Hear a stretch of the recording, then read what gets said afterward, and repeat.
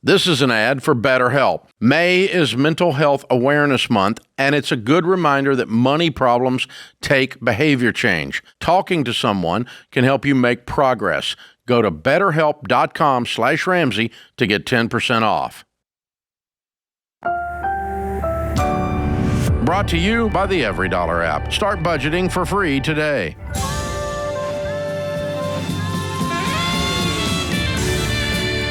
Normal is broke and common sense is weird. So we're here to help you transform your life.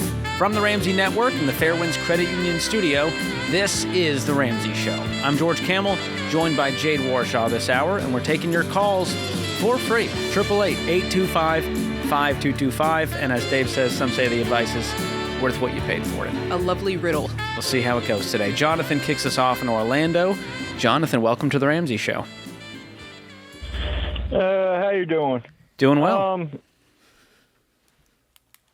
I have a question. I had gotten myself in a big mess where I actually had to force the credit card company to sue me. You forced them to sue you. By not paying? Not paying. Every time I signed the agreement and set up a payment plan, I changed my numbers and bank accounts, and they never hear from me again. Why were you scamming like that? Well, it all started with American Express back in August 2023, where I paid off all my American Express cards and requested close my account. And they did all except for one card. They returned the payment. They kept the minimum payment, and they told me I was no longer eligible to pay that card off in full because they just jacked the interest rates up to 49% on them. Okay, I'm struggling to find a question in here. How can we help today? So my question would be, because I tried different lawyers and whatnot, and they all told me that Chapter 7 would probably be the best way out of it. How much credit card debt do you have? About $49,000. Okay, and I just want to make sure I understood. Made sure I understood you. Did you say that American Express would not allow you to pay the full balance? Is that what I heard you say? Yes. They told me that this was right after when they declared the pandemic over. And okay.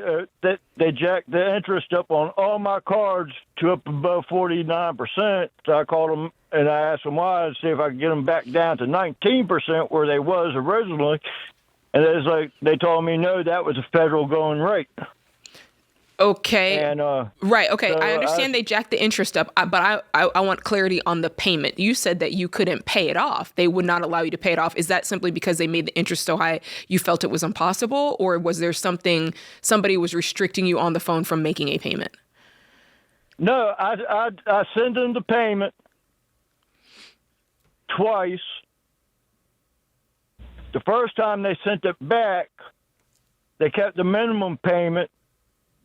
And I had received the letters, and they said they could not validate where my funds came from. So there is one of the reasons that might happen would be if your account's been frozen or closed, or if you're under fraud or review, or if there's suspicious activity. And if what you're saying is you were constantly changing your, address and constantly, that might be a reason. I don't know. No, this was after they returned my payments, because it's been 2 years where the debt collector has been coming after me. Mm-hmm. So where are you at in the lawsuit? Has there been a judgment against you? Not yet. They just filed, and the same debt collector just went and bought the other credit cards, and they're getting ready to file the other on the other 7. Okay. How much money do you make? I make roughly $70,000 a year. And do you have any assets or money to your name right now? No. Is Nothing this the to only check. debt? The $49,000? No, I got a house. Got 2 cars. Those both have loans on them? Yeah. What are the loans on the cars? One's like $29,000, the other one's $7,000. Do you need both cars? I need one. Could we sell the one that has a $29,000 loan on it? Actually, that one I can't sell. Are you upside down? It's not upside down at the time of purchase when I ordered the truck in 2023. Well, what's it worth today? You owe 29. What's it worth today? Today, Kelly Blue Book value has it right at 19.5. So you're Okay. 10,000 underwater. Yeah. And that's it? There's no other personal loans, HELOCs, anything else that we should be privy to? No. Okay. Is it just you, or do you have a wife, kids? Wife. Okay. One of the biggest problems I've been trying to send them payments and all that to this debt collector, but the more I pay them, the greedier they get. And Well, I don't think they're getting greedy. I think they want their money. And they don't get me wrong, they have horrible ways of showing that, but the truth is you owe this money, and all of the backstory and getting up to this point, I think if we spend too much time thinking about all of that, it's just going to cloud our intentions going forward. So today, what we're looking at is $49,000 of credit card debt. The past doesn't matter. We're looking at a $29,000 vehicle that we're $10,000 upside down on, and another $7,000 vehicle with $70,000 of income. Is your wife working at all? No, she's not working. We just got married in April, and we haven't been able to we're waiting for the attorneys to file her adjustment of status. Is she not legally allowed to work in the States? Right, until the adjustment of status is done. Got you. Okay. How old are you guys? I'm 45, she's 44. Okay. So the solution to this problem isn't filing bankruptcy. The solution to this problem is you taking 100% control and responsibility for what's gone on here over the past several years. The truth is you've lived a lifestyle that's above what you earn. You earn $70,000 a year, and you've got car loans you can't afford. For whatever reason, you've racked up almost $50,000 of credit card debt, and that's the truth.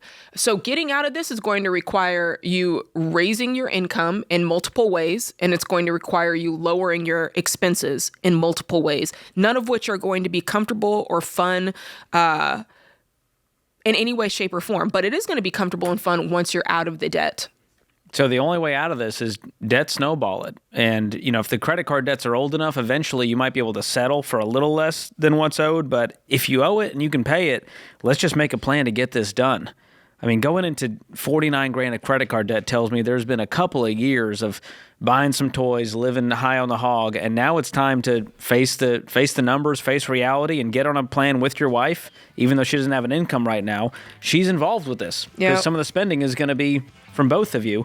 And so this is going to take probably 3 to 4 years of some serious sacrifice. Yeah, and we didn't ask you about your mortgage, but I can tell you if your mortgage is more than 25% of that $4,800 take-home pay that you probably have, that's probably one of the first things on the chopping block. Yeah. And bankruptcy is not a quick fix. It will destroy your financial life, stay on your credit report for 10 years, make it hard to rent an apartment, get jobs, all of that. So I would not go down that path.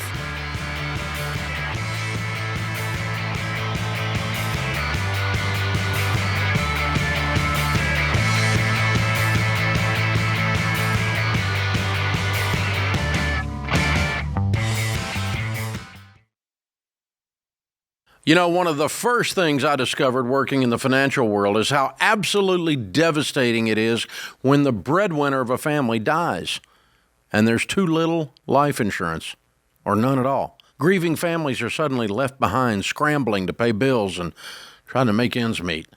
I also discovered that there are a lot of rip-offs in the life insurance world, like that whole life crap posing as an investment opportunity. What you need is level term life insurance, usually 10 to 12 times your income, which is the smartest, most affordable way to protect your family. The key is finding an independent broker who represents a ton of companies and works for you, not for the insurance company. This is exactly what my friend Jeff Zander and his team at Zander Insurance are all about. They shop the term life companies to find you the best options, and they've been around for over 95 years. So you know they'll be there when you need them. Zander is the real deal, and that's why they've handled all my personal insurance for over 25 years. I trust them, and you can too. Visit Zander.com for instant online quotes, or for a more personal touch, give them a call at 800-356-4282.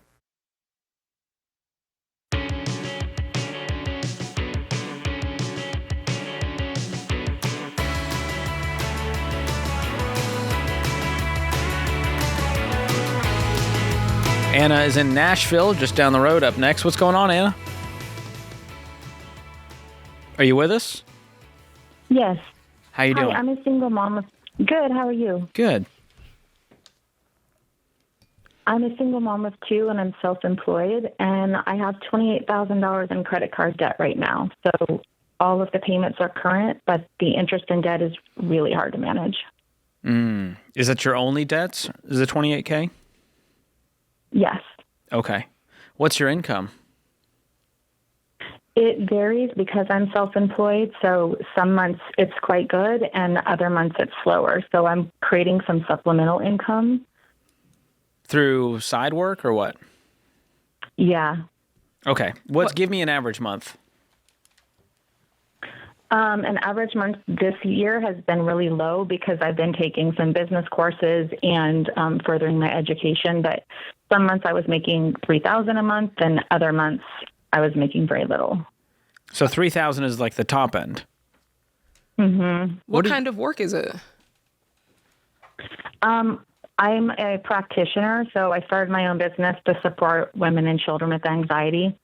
But I basically left an abusive marriage, started my whole life over again, left the state. Okay. Paid off old bills, like on the credit card. It's old bills he wouldn't pay, attorney's fees. Got it. And then rebuilding my life to create a business where I could work from home. Okay. How old are the kids? They're now 13 and 16. Okay, so in school, and you have full custody? I do have full custody now. Okay.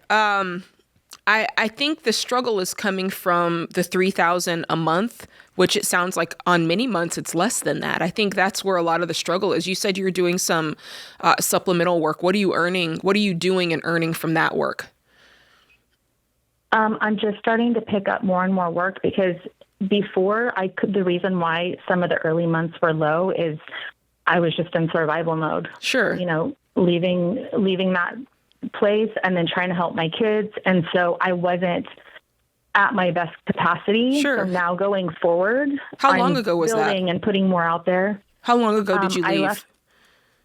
I left 4 years ago. It took 2 years to get the divorce, and I had no support for 2 years. Understood. So you're back on your feet. We'll say maybe 2 years back on your feet. But back to the other question, what is the supplemental work that you're doing, and what are you earning from it? I just started some of the supplemental work. So I'm doing, like some dog walking, pet sitting on the side. Dog walking, pet sitting. You've just started. I realize that. And by the way, we're just trying to get information. No shame in any game. I did dog walking and pet sitting. I did all that too when I was getting out of debt. So don't feel bad about saying what it is, and don't feel bad about saying the amounts. The more details you give us, the more it'll help us help you out.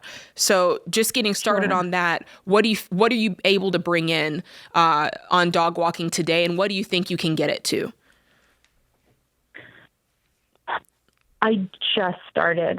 So literally we have our first customer. I tried to pick something I could do with my kids. So, we're looking at, I love that. 4 days, it's going to be $200. Okay, great. Okay. But I can also work from home while I'm doing that. Okay. So you get a client if they're gone for a weekend, you think you can make $200 or $300 off of that. I love that. I think it's a great thing to be able to do with the kids. I wonder, though, with 13 and 16-year-olds, do you need to do your job with the kids? I feel like the 16-year-old can stay home with the 13-year-old, and you might be able to do several side hustles that don't involve them being available to go with you. And that might free you up a little bit, fair? Exactly. And that's why I'm building my business right now. I'm able to, before I was doing one-on-ones with clients. And so now I'm broadening it so it's a little more affordable for other people.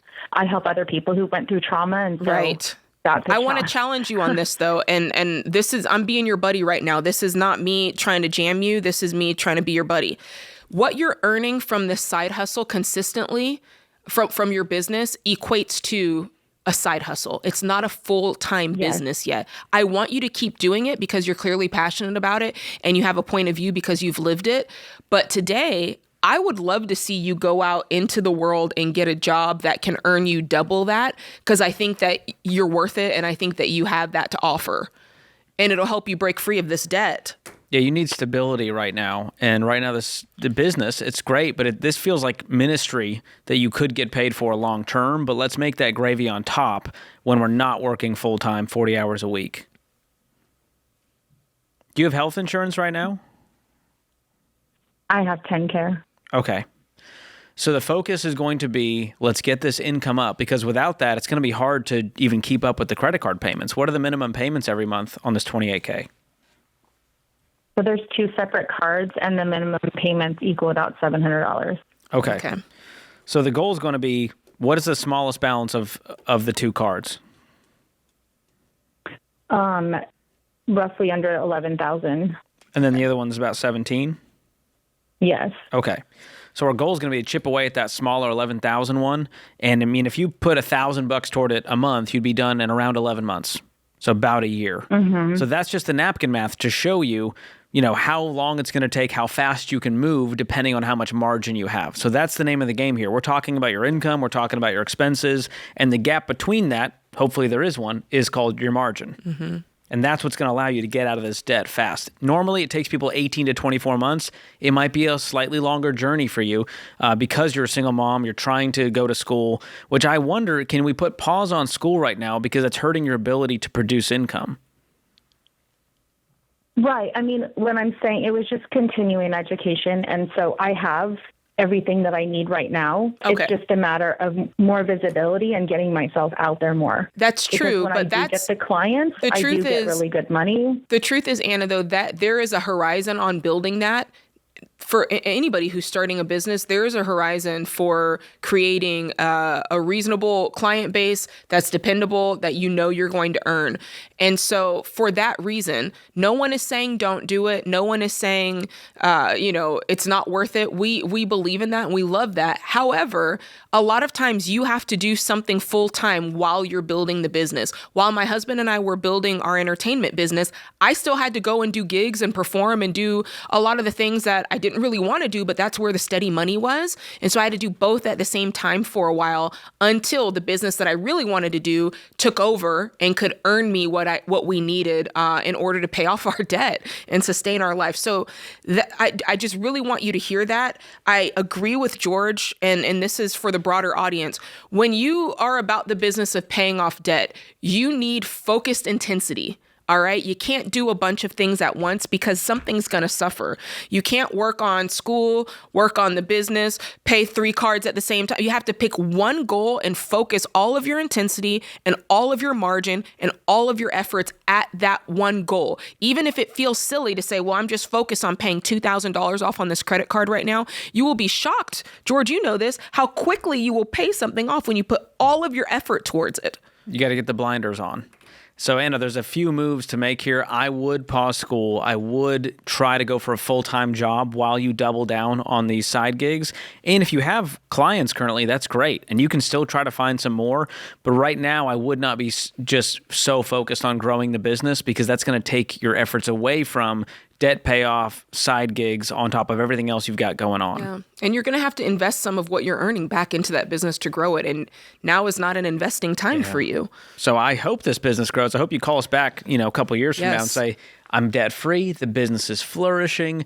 Because to help others, you've got to do it from this place of strength. And right now, you're in a tough spot. And I love this passion you have to help others who have been through the same situation. But Jade's right. You need to charge what you're worth. Right now, you can't just make it more affordable. That's generosity, and generosity takes abundance to be generous. It's an overflow. And so I hope you get there. I love your heart for this, and we're hoping that you can knock out these 2 debts using the debt snowball method. I saw on the screen something about debt consolidation. Don't love that. Let's not make this into one giant mountain just to save $40 a month on our payment. The factor in this is you. The margin you can create through your income, through slashing your expenses, and maybe putting that 16-year-old to work too. Yes. That wouldn't hurt. Yes. A little work ethic.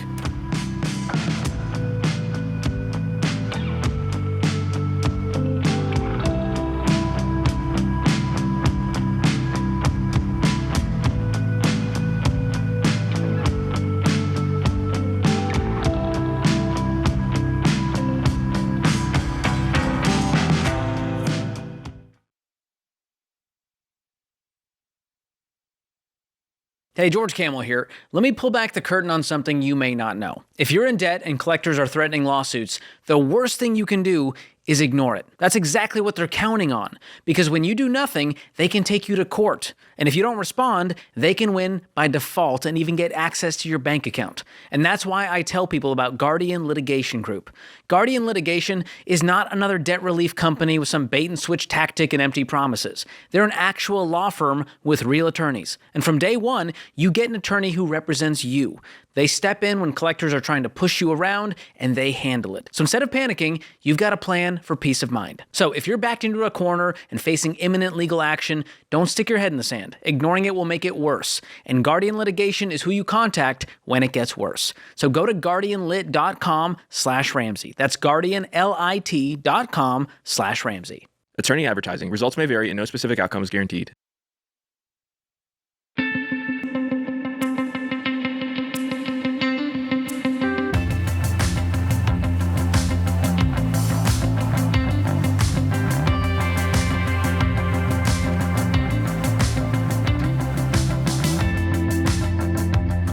Welcome back to The Ramsey Show. I'm George Kamel here with Jade Warshaw. Open phones at 888-825-5225. We were just talking about margin, Jade. Yes. And it's hard to find if you don't know where to look and you don't have a good app to help you along the way. And it's why I love Every Dollar. It's more than just our budgeting app now. And here's a great quote from one of our fans. Love this app. Makes it super easy to budget with my husband. We've implemented this practice since our wedding day. We've had 0 money fights because there's full transparency and we're on the same page. I love it. Still fights, but no money fights. Yes. That's a healthy marriage right there. That's good. If there's no fights, I question the marriage. I go, something's You're not weird. being real. Yeah. But money fights I could do without. That's fantastic. So if you want to check out Every Dollar, you can get it in the App Store or Google Play. Download it today if you want to find that margin. Paula is in Boston up next. What's going on, Paula? Hi there. Thanks for taking my call. Sure. How can Jade and I help? Okay. So I have 2 daughters. Well, my husband and I have 2 daughters. They are ages 9 and 12, and we are in a really neat place where we're about to move from baby step 2 to baby step 7, which is the last one, right? Baby step 7. Yeah. Can I ask what happened? Well, it's kind of a mixed emotion. So we live in a very high-cost area, and my husband has a line of duty injury from the military and a line of duty injury from law enforcement here. So he's going to be getting double pension and then military retirement as well. And because of the high cost of living here, we are actually selling we're looking to sell our home here and then purchase in a lower cost of living area. And the home will be cash. Wow. Well, that's a blessing. Yeah, and thank you for his sacrifice and service. Wow. Thank you so much. He's right here. I'll pass that along to him. Wow. Okay. So baby step 2 to baby step 7, just like that. Yeah, a lot of work in between, but yeah, essentially it'll happen pretty quickly, God willing. But we have 2 daughters; they're 9 and 11, and because of his veteran status, we were wondering whether to invest in a 529 for our daughters. as dependents of 100% disabled veterans, they're eligible for yellow ribbon schools and to use the remainder of his GI Bill. So sometimes it's half and half. Sometimes it just depends on what the funding is, but it's very likely that many colleges within the United States, they could go to them for free. That's awesome. So we don't. Yeah. So we want to make a wise decision and support them, but we also, want to enjoy our money and not kind of put it away without necessity. Mm-hmm. Yeah, this would weigh into how I invest for school. I think knowing that this is there, I'm not sure what all would be covered. Does it include just tuition, or is it room and board and all those other things? Do you know? I believe it's just tuition. Okay. I might invest a reasonable, like a smaller amount of money in a 529, knowing that, okay, if they go to a 4-year, they're going to need books. They're probably going to, maybe they're going to want to live on campus, that sort of thing, a meal plan. I just wouldn't overly fund it. And there's calculators out there that you can use, but just something to keep in mind. The 529, whatever money that's left in there, not all, but up to $35,000, I believe, per child can be rolled over into a Roth IRA if they don't use it. So knowing that is kind of helpful. Also knowing that that money could pass to other siblings or other family members is also, I don't know if you would have anybody or if you or your husband has any need to hire your education, but those are good things to kind of keep in mind as you fund that and what amount that you put into that. Okay, so if there's money left over, that amount can go into the Roth, but then what happens to the rest of it if it's not used? You can pass it on, change the beneficiary anytime to even grandkids. Or, I mean, there's a worst case scenario where you can just use the pull it money. out. There's just a 10% penalty. Yeah. Oh, okay. So it's not like you can't touch it. Just know anything beyond the $35,000, 10%, which is not fun, but at least you're getting to your money. So it's not going to just disappear. But I would do a lot of homework on this because there's still a little bit of a fingers crossed not knowing, all the ins and outs, the fine print of this, because my understanding, the GI Bill can only be used at one time for one person, or the benefits split, which means it's, half a benefit each. So that's the part where I go, if you're still on the hook for the other half, well, now we need to make sure we have some savings to cover that. Yeah, there's certain schools throughout the United States, like I know Liberty University is 100, like it has so it's a yellow ribbon school, so they pay 100% of the tuition. Wow. So anything that's left over for additional, so some schools will say 50% for yellow ribbon, the other 50% is the GI Bill. So we would just encourage them to go to a yellow ribbon school. Yeah. Understood. Okay. And again, there's a fingers crossed there because can you force your kid? I hope, but maybe they go, no, come Mom, on. I want to go across the country to the XYZ school because of this program or a boyfriend. And they're like, listen, okay, I have to speak on this because Paula, if that happens, the answer is no. You're on your own, kid. You're on your own, kid. Yeah, I agree. And that's where the conversation's happening early and often to where those kids know exactly where you guys That's stand. right. They know exactly how to go to school debt-free if they so choose, and I hope they choose that. But again, the 529 plan is a great backup plan to have because you can use it for so much more than just that tuition, and it's not going to hurt. You put, $200 a month in there from, 11 to 18, you're going to have a nice buffer and not be worried about any spillover or gap. Yeah, and just some nerdy things to keep in mind. That 529 needs to have been open for at least 15 years before you can start rolling it. And the annual Roth contribution rates still apply. So whether it's $8,500 or maybe by those years it'll be like $11,000. Who knows what the So if you open them now, the kids will be 24 and 26. Well, that's great. They just have a starter retirement plan right there if you have two 529s for them. So I love that you guys are thinking about this, and it's an unfortunate circumstance in which you guys are leapfrogging the baby steps. But again, we're so grateful for your husband's service.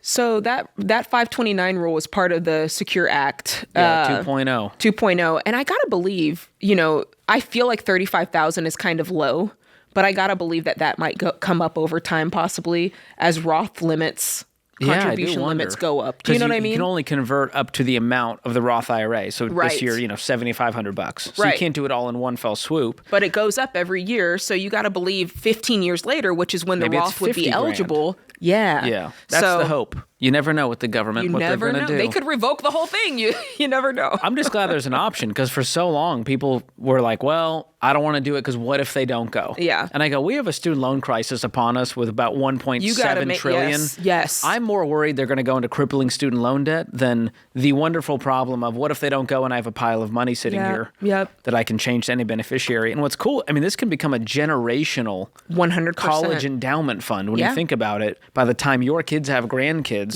you don't even have to add anything to it. It just grows. It'll just snowball into this massive pile of money. So I like that idea. I'm not like aiming for that, but if it happens, I'm not mad about it. That old Grandpa George started a scholarship fund for his whole all generation. Kin. I think that's what you call him. Ding, right? ding, ding, ding, ding, ding, ding. That's very Beverly Hills. What's Billy. weird to think about is I'm going to be somebody's ancestor. That's just weird to me. I don't want to think about it. Blew my mind a little bit. I don't want to think about it. But it's a good teaching on the baby steps here, Jade, of when to do this. Because some people, they love their kids so much, they forego investing in their own retirement to try to put away some money for junior. Yeah. So let's talk about that. There's a time to begin investing. You've got to put your own mask on first. I've heard you say that. I think that's a really great analogy for it.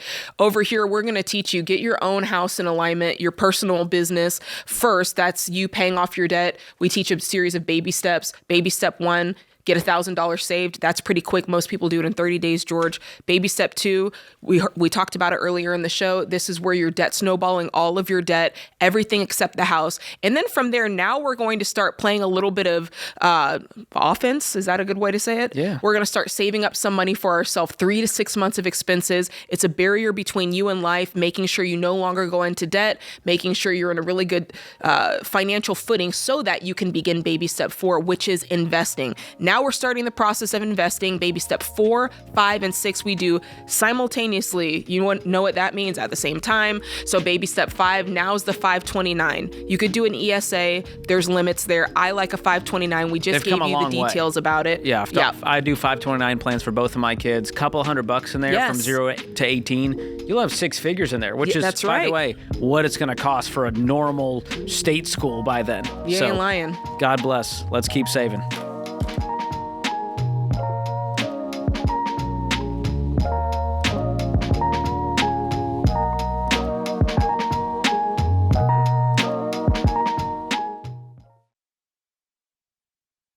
If you're waiting for the perfect interest rate before you buy a home or refinance, that moment may never come. That's why people should talk to Churchill Mortgage, because rates move every day. And when rates drop, buyers flood the market, which means more competition and higher home prices. Smart buyers know they can't time the market. They move with a strategy.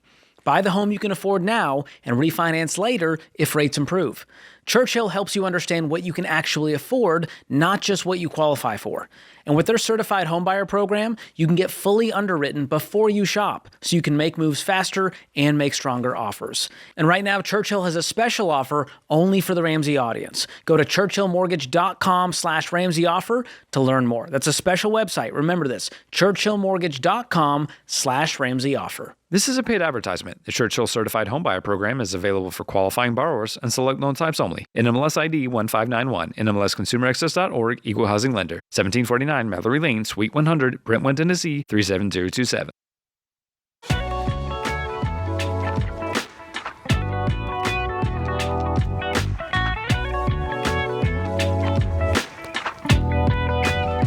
Alice is up next in San Antonio.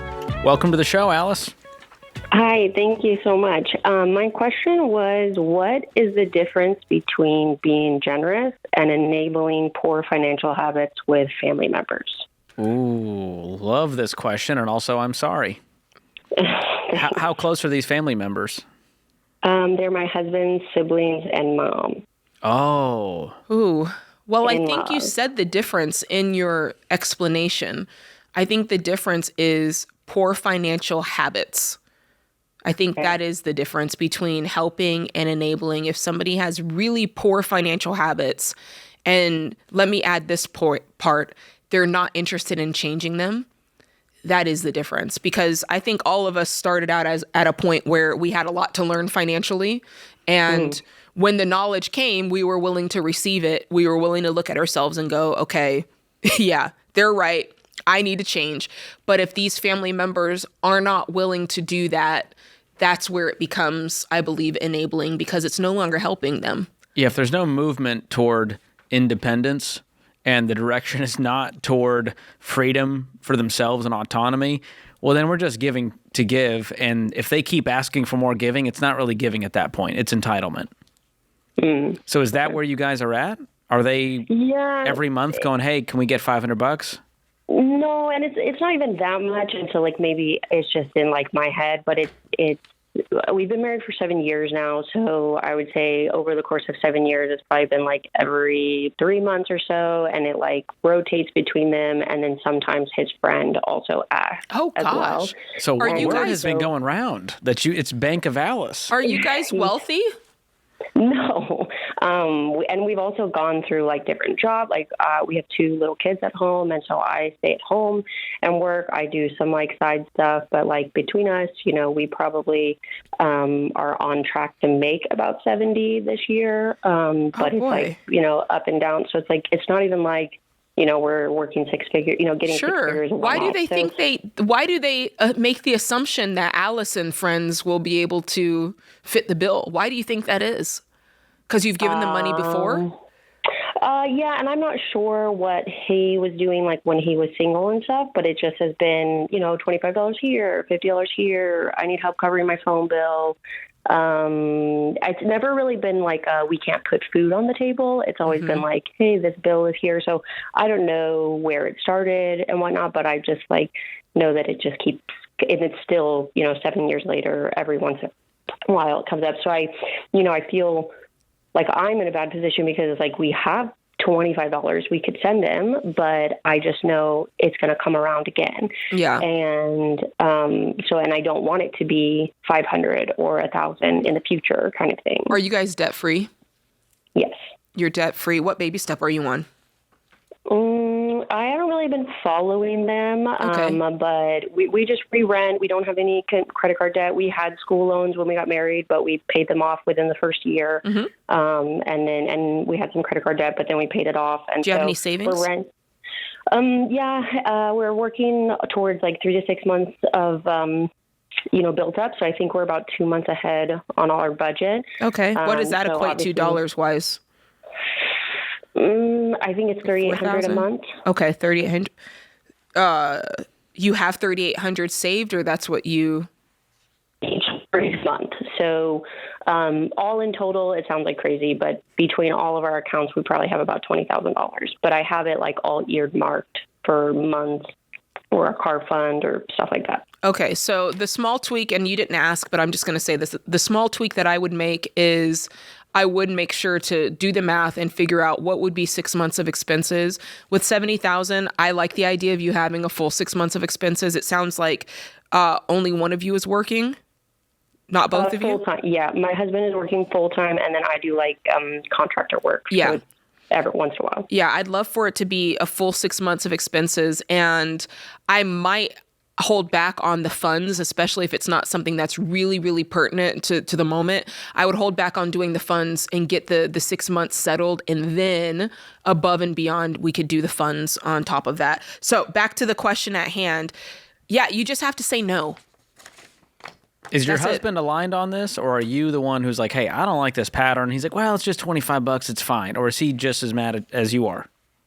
No, he sees it as like it's only $25, and I see it as it's a pattern. See, and we need unification there. Weird. Yeah, and that's where I feel weird because I'm like, I enjoy being generous, but it like if it just. Are you generous in other areas? Like, do you guys have? Are you church people that you do tithe, or do you have foundations that you give to? Are you generous regularly in other ways? Yes, yeah, we do 10% to our church, and then we set aside another 10% to just give to random things. Okay, and is this part of the 10% that you set aside to give to the random things?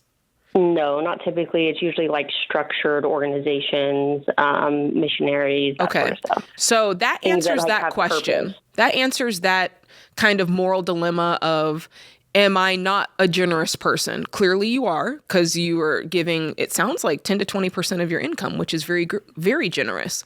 So that answers that moral dilemma. Anything beyond that is this is the relational part of it, which is somewhere in his mind or upbringing, he kind of feels like that, well, this is just what you do. You know, if your buddy asks for $10, you give it to him. We're not hurting, so what's the big deal? Now, I do want to, I think there's a difference here. If a friend of mine was like, hey, we're out to dinner, she forgot her wallet, of course I'm spotting her the 25, whatever it is. That's very different than, hey man, you know, I'm just coming on some hard times. Can you spot me? You know, I need something for my cell phone bill, right? That it's a different feeling because it's like, well, what's causing this? So what you can do, a very amazing way to be generous, if you have not already done this, is you and your husband, number one, to George's point, you got to get on the same page. But when you do, you sit down with the mother-in-law, you sit down with the friend, you sit down with the siblings and say, hey, here's what, and separately, not at the same time, here's what we're seeing. It just sounds like you guys, we love you guys, and it just sounds like you're going through a hard time. We'd love to show you the thing that helped us. We've been there, and we started walking these baby steps. We thought it'd be a great idea. We'd love to gift you this, and you can gift them every dollar. You can gift them Financial Peace University. Matter of fact, before you leave, we'll give you the Total Money Makeover. Put a bow on it and say, this is the best gift that we could give you, because it's what helped us, and we know it can help you too. And that, to me, is a subliminal way of saying, stop asking me for money. They'll get the memo pretty quick. And it's okay to just say, hey, we're not able to do that. Hey, that's not in the budget for us, but we'd love to sit down and help you create a budget and help you avoid needing money for bills next month and the month after, because we're seeing this pattern and we love you. And so it's not out of a place of, you know, you're better than them.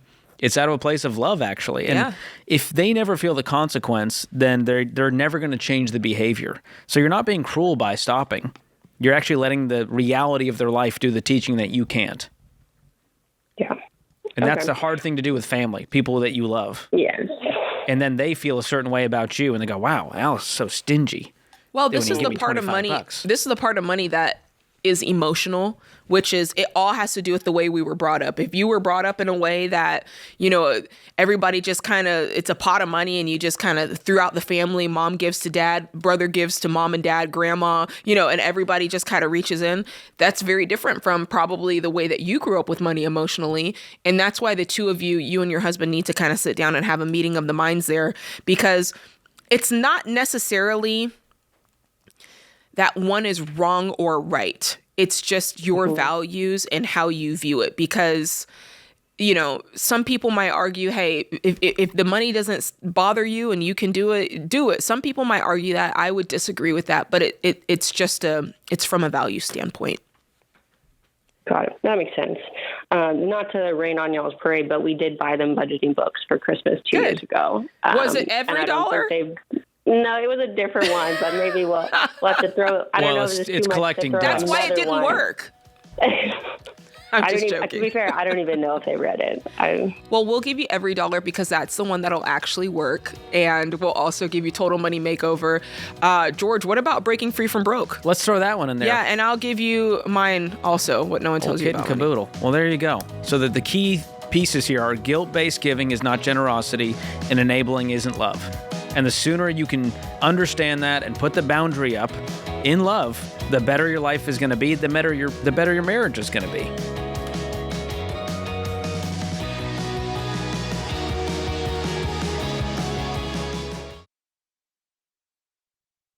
Hey guys, healthcare is one of the biggest stress points in your budget. It's confusing, and most of the time it feels completely out of your control. But there is a better way to handle it. Christian Healthcare Ministries isn't health insurance. It's a health cost-sharing ministry where Christians share each other's medical bills. And it's not a new idea. CHM has been around since 1981. It's predictable and proven, and they've shared over $13 billion in medical bills for their members. Plus, you get more flexibility. There are no network restrictions, and you don't have to wait for open enrollment. Now, let's talk about how CHM helps your budget, because programs start at just $115 a month, and many families save hundreds of dollars a month compared to traditional options. So if you are tired of feeling stuck, check out Christian Healthcare Ministries. Right now, CHM is offering new members a 50% credit towards their first month of membership. Go to chministries.org/budget and use promo code Ramsey. That's chministries.org/budget and use promo code Ramsey.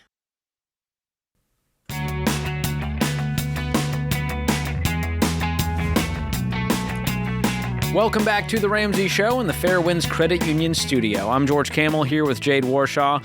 Open phones at 888-825-5225. Danny is up next in Orlando, Florida.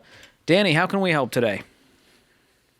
Hi, thank you guys for taking my call. Sure. So a little background. Me and my husband have been married for about a year and a half. He immigrated here from Peru. He's been here for about 5 years now. He has a high possibility of being deported before our family case is approved. Oh, wow. So that decision will be made in December. So we still have about $15,000 in credit card debt that we were working on paying off. But my question is, should we just keep to paying minimum payments and try and stack cash in this time since of the, I don't know, if he's deported, it'll be like 2 to 5 years before he'll be able to come back.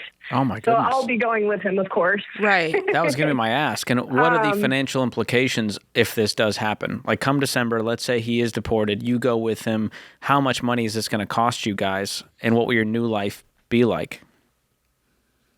It depends. He could be detained for a couple months before he's deported, and then it's kind of up to the government as to where they'll deport him to. Then we may have to pay for him for a flight to a new place that's a little safer for him. He's thinking about going to Spain. He has a buddy that lives there that could help him out with starting his life there. And you're just going to follow him wherever he goes? I would plan. Absolutely. Okay. What are you guys doing for work? That's my husband. Right now, we both manage a kitchen. I make about $26 an hour, and he makes $23 an hour. And then we also have a bunch of side jobs. So we're bringing in about $8,000 a month.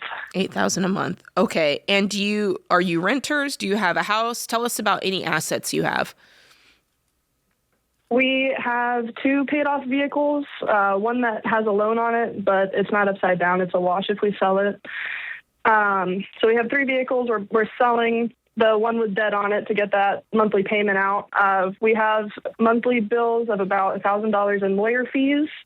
And then the rest of our expenses are about $3,000 a month. So we'd be able to save a decent amount of money.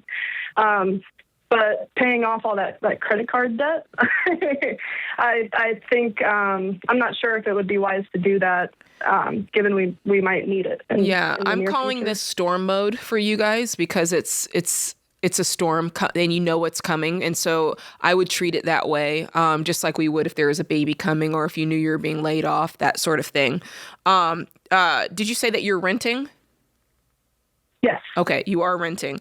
Okay, so if you were to go, let's pick Spain. If you were to go to Spain, I'm guessing you would sell the remainder 2 cars. Mm-hmm. And how much would that give you? About $7,500 for both of them. Okay, that'd give you another $7,500. And then if you were to stop, just pay minimum payments and stop debt snowballing, how much would you have saved by December to add to the $7,500? To get out of the apartment, it's $3,000. We'd be breaking our lease. Okay. And then after that, we could probably save up about $15,000. Another 15. Okay. What I would start doing is to try to, and I know that you don't know, you mentioned Spain, so I would just start there. I would just start gathering as much information as I can. I'd look at where his buddy lives in Spain. What's the cost of living over there? What's it cost to get a 2-room apartment or a 1-room apartment? What type of job opportunities are transferable that you do here that you could do there? And I do the same thing for Peru, whatever area of Peru his family is from, right? And just start to get as much knowledge and information as you can. I think that's going to give you more peace. Yeah. More money, more information will give more peace.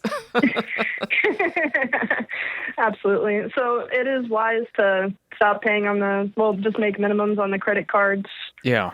And if this doesn't happen in December, well, now you have a pile of money. Just knock out those credit cards instantly. Okay. But awesome. If you can approach this with like $25,000 in your pocket, I think that's going to feel really, really good.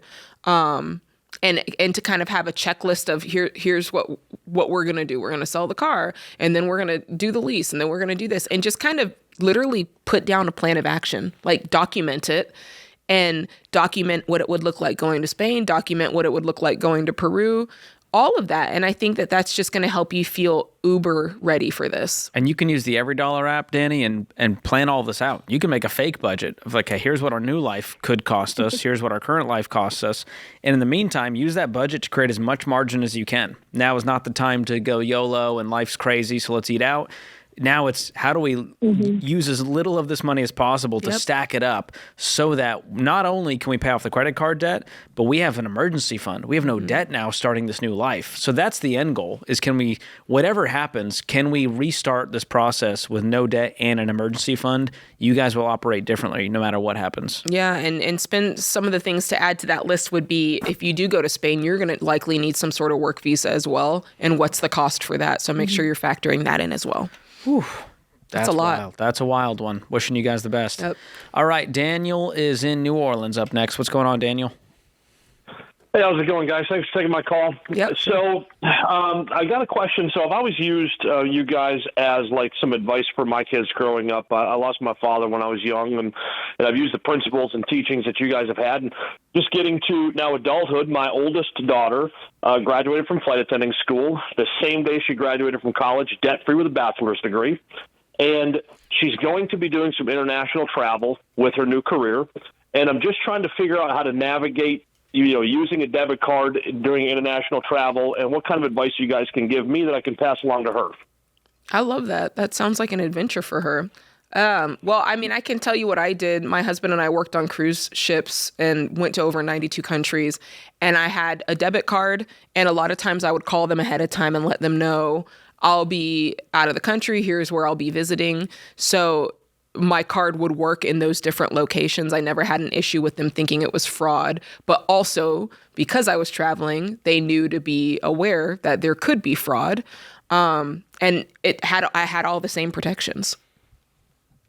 And another key point here is international fees, and you can avoid that. Our friends at Fairwinds, actually, they created a smart bundle for our fans that includes a Fairwinds debit card. And after watching my video that I did on this topic, they said, hey, let's get rid of international transaction fees for all of our users. So she can open up a Fairwinds account and sort of use that as her international spending money and keep her home bank account separate and just sort of fund it with how much she needs each month from that. And that'll help protect her, sort of OG account as well. So that could be a great move for her. And on top of that, they will even waive $10 a month in ATM fees if you're international. So a lot of cool features there. Not intentionally a plug for Fairwinds. It happens to be the thing that came to mind of how to solve this. And for online purchases, there's a great one called privacy.com that allows you to create virtual debit card numbers. So that's another solution if she's making purchases abroad online. They even can do a physical card as well. But I think Fairwinds would do the trick right now for her. And I'm less worried about fraud now with things like Apple Pay. Yes. And I try to use the local currency instead of converting because that'll actually cost you more to convert to USD. But, do the research. Nowadays, it's easier with a smartphone. That's right. There's an app for everything. Yes, that's right.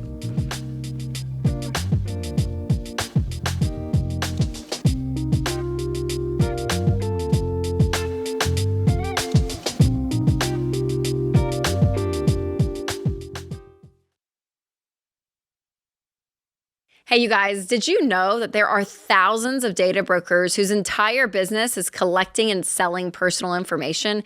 Things like your home address, your phone number, and even your relatives' names. You guys, that is just crazy, but that is why I use Delete Me, because those companies pull information from public records, social media, and all kinds of other places. Then suddenly, all that information shows up on random websites. And removing it yourself means going site by site, filling out forms, and hoping they actually take it down. It takes hours, and then it can even pop up somewhere else again. But Delete Me's team of privacy experts removes your personal information from hundreds of those data broker sites. And within a week, you'll get a report showing what they have found and what they have removed. And they keep scanning and cleaning up your data year-round. So take back control of your privacy. Go to joindeleteme.com/Ramsey and get 20% off your annual plan. That's joindeleteme.com/Ramsey.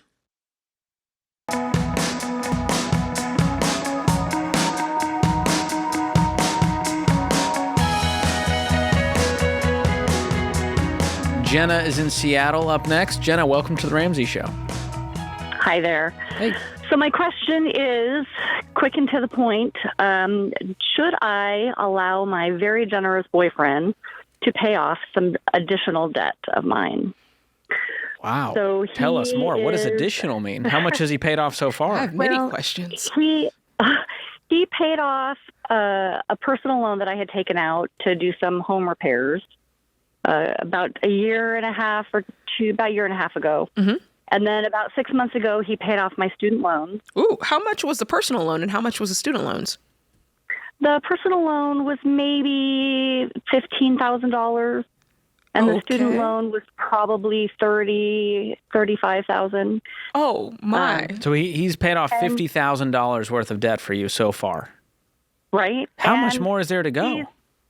Well, all I have is a car and a home loan. That's the only other debt that I have. Do you guys live in your home? We don't live together. Okay.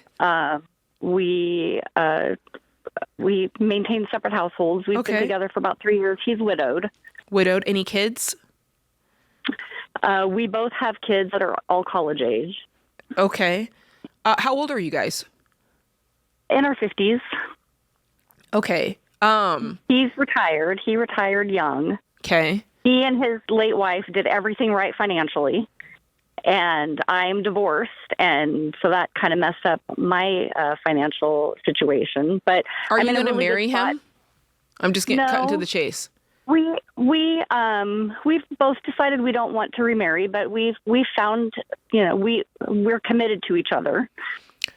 So you'll continue to live in separate households and hopefully be together forever in separate households. I don't know. We're still figuring that out. I'm gonna tell you, Jenna. I think this question is more about you than it is about him, because if you said to me, this is the one, like, I think we're getting married, I want to be with him, and I think it's happening, I think he's going to pop the question, I would feel less of the way I feel right now, which is, I don't think you need to be accepting these gifts from somebody that you don't think that you're going to be on the long haul with. $50,000 is a lot of money.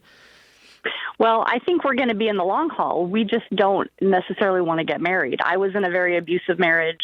True that. He had a very long, happy marriage, but... True that, but you and I both know long haul doesn't exist without commitment. True. And I didn't hear it. It's like, it could be, like, I care for him, I love him, but I don't know. It was more like that. Is fair enough? I don't feel that way, but I can see how it comes across that way. That's my only thing. I don't hear me, because this is on all the radio and all the YouTubes and all the podcasts. I think you're a great person. I don't think that you're in any way trying to, like, scam this guy or anything like that. Yeah, you're not doing anything wrong. It's on his volition if he wants to spend his money how he so chooses. He could give $50,000 to a charitable organization or gamble in Vegas. It's his money. Right. He's choosing to help somebody that he loves, which is a very noble thing. We can all agree on that. I just don't know that I would accept such a gift if there wasn't a full commitment there, because this is the type of thing that could breed resentment later, I think. Mm-hmm. Right. Couldn't this hang over your head of, hey, I paid off $70,000 of your debt, and this is how you... Could that happen one day? I don't see that happening with him, because he also pays for, we go on a lot of vacations, and he pays for everything. He doesn't let me pay for much of anything. He has done well, and he... Yeah, is he independently wealthy? Like, he's obviously retired. He has a huge nest egg. If he's just willy-nilly paying off debts like this, it sounds like he's doing very well. He's a multimillionaire, is my guess. Well, yes. Yes. Okay. We're very open about the financial situation, and it's very lopsided. What's his? Give me an estimate. What's his net worth versus your net worth? He's in the double digits, millions. Okay. And I'm in the less than $500,000. Okay. For you and your placement in this relationship, I love the idea. I'm not saying that you need to go back and pay him back the $50,000. I'm not necessarily saying that, but I don't want you to let him pay your car off. I want you to do that. Okay. I want you from this, if you take on debt, because you have said, hey, we're separate. We live in separate places. We have separate finances, and you're dating. Like you guys have maintained your boundaries. I actually love that for you. Since you're doing that, I would do that in this area as well. No, it's my debt. I want to pay it. I think that allows you to maintain a certain amount of independence, and I think it allows you to keep if this were a marriage, it'd be different, but it's not. So it allows you to keep the balance of power right where it should be, which is no one can say that this guy is taking care of me, that I'm mooching off of him, that I'm living off of him, that I need him. You're still a very independent woman, and I want that for you, and I think it's a good thing for you, and I think it'll make you feel better in the relationship long term. Yeah. What do you think? That's kind of how I feel about it. Okay. And he just, yeah. He's just a nice guy. I can sense it. Like he really is. Yeah. Oh my gosh. And I think you're a nice lady too. And you're like, this is great. I think it's probably really great. I don't sense anything that's off here. I just, if I were in your shoes, bad problem to have. It's not. It's not. But I listen, I'll take it a step further. I hope you guys do commit. Like, I hope that you guys find the trust that you need and find the healing that you both need, because you both have been through it. I mean, you said he's a widower and you've been through an abusive time. Healing would have to take place in major ways, I think, for both of you to get there. But man, if you can, it's such a beautiful thing. Yeah, marriage is not the villain here. And I know it feels that way because of your past experience, but being married to this guy is going to be light years difference than your last one, right? Right. I can already see that based on the way he's treating you and his generosity. So it's not that we're like, you better get married or else, Jenna. No. I just think it adds a different level of commitment. It adds a layer of protection on his part, even though he doesn't really need it financially. But the question to ask yourself is this: is this help accelerating your own independence, or is it replacing it? That's the part that worries us more than anything. Because what if one day you guys break up and now you were kind of needing him for his income and the lifestyle, and now you don't have that. You don't have your own retirement. So there's also some protections you don't have in that regard. Right. George makes a good point, and I'll go further on that point, which is I love that the separation that you guys have created, because that's just what I think is a normal dating separation, and I think that that's good. But I think if you tie your finances up too much in the way of, letting him pay major debts, there could develop, let's say in the future, you're starting to notice some things that you're like, man, I don't know if this guy's the one. When he's done so much for you, it could make you feel like you need to stay with him longer than maybe you would have if these things hadn't been done for you. Does that make sense? Like, it could just create a cloudy vision there that I wouldn't want for you. But I don't see that happening. I think it's going to be all good, but I just want to throw that out there for you. Mm-hmm. What is your income right now? From my primary job, I make about $150, and then I get some of my ex-husband's pension, which all goes toward my retirement. And then I have a side gig. Yeah. Oh, so great. you're good. Great You got money. You've got your own thing You can over pay off here. this car in a couple of months, it sounds like. What's left on the loan? Right now, about 40. Okay. So if you took, let's say, $4-5 a month, you could be done with this in 8 to 10 months. Potentially, yeah. See, there's my question. She's like, I'm not putting that much on it, George. If this was only on you, there's no urgency here. You're not changing any behavior that got us here. Well, we went out and bought a $50,000-$60,000 car, and that's the part. I want you to be good on your own, to where you don't need him. Right. And I think it's going to change Jenna. If she pays off her own car loan, she's going to drive that thing differently than if generous boyfriend swooped in to pay it off. Now she's going car shopping again, going, what other debt can we get in? Let's play this game. This is fun. So I'm wishing you guys the best. I hope you have a long, wonderful life together. And yes, I hope you get married. Selfishly.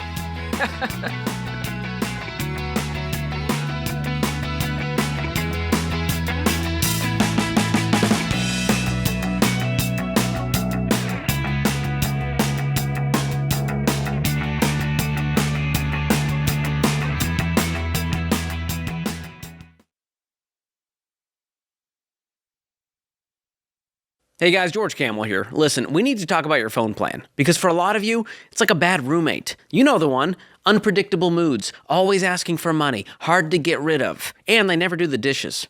And that's what the so-called big wireless carriers are like. They're counting on you overpaying forever. But Boost Mobile flipped the script. You can unlock up to $600 in savings per year over the big guys when you switch to Boost Mobile on their unlimited plan. There's no contracts, no hidden fees, and no surprise emails saying, hey, your bill went up because reasons. You see, with Boost Mobile, you bring your phone, keep your number, and pay just $25 a month. $25, and that price is locked in forever. So if you're thinking, okay, George, that all sounds great, what's the catch? There isn't one. Boost Mobile backs it up with a 30-day money-back guarantee, which means you can try it without feeling trapped. People, kick the bad roommate out. Head to boostmobile.com/Ramsey to make the switch today. That's boostmobile.com/Ramsey. Based on average annual payment of AT&T, Verizon, and T-Mobile customers compared to 12 months on the Boost Mobile Unlimited plan as of January 2026. See website for full details.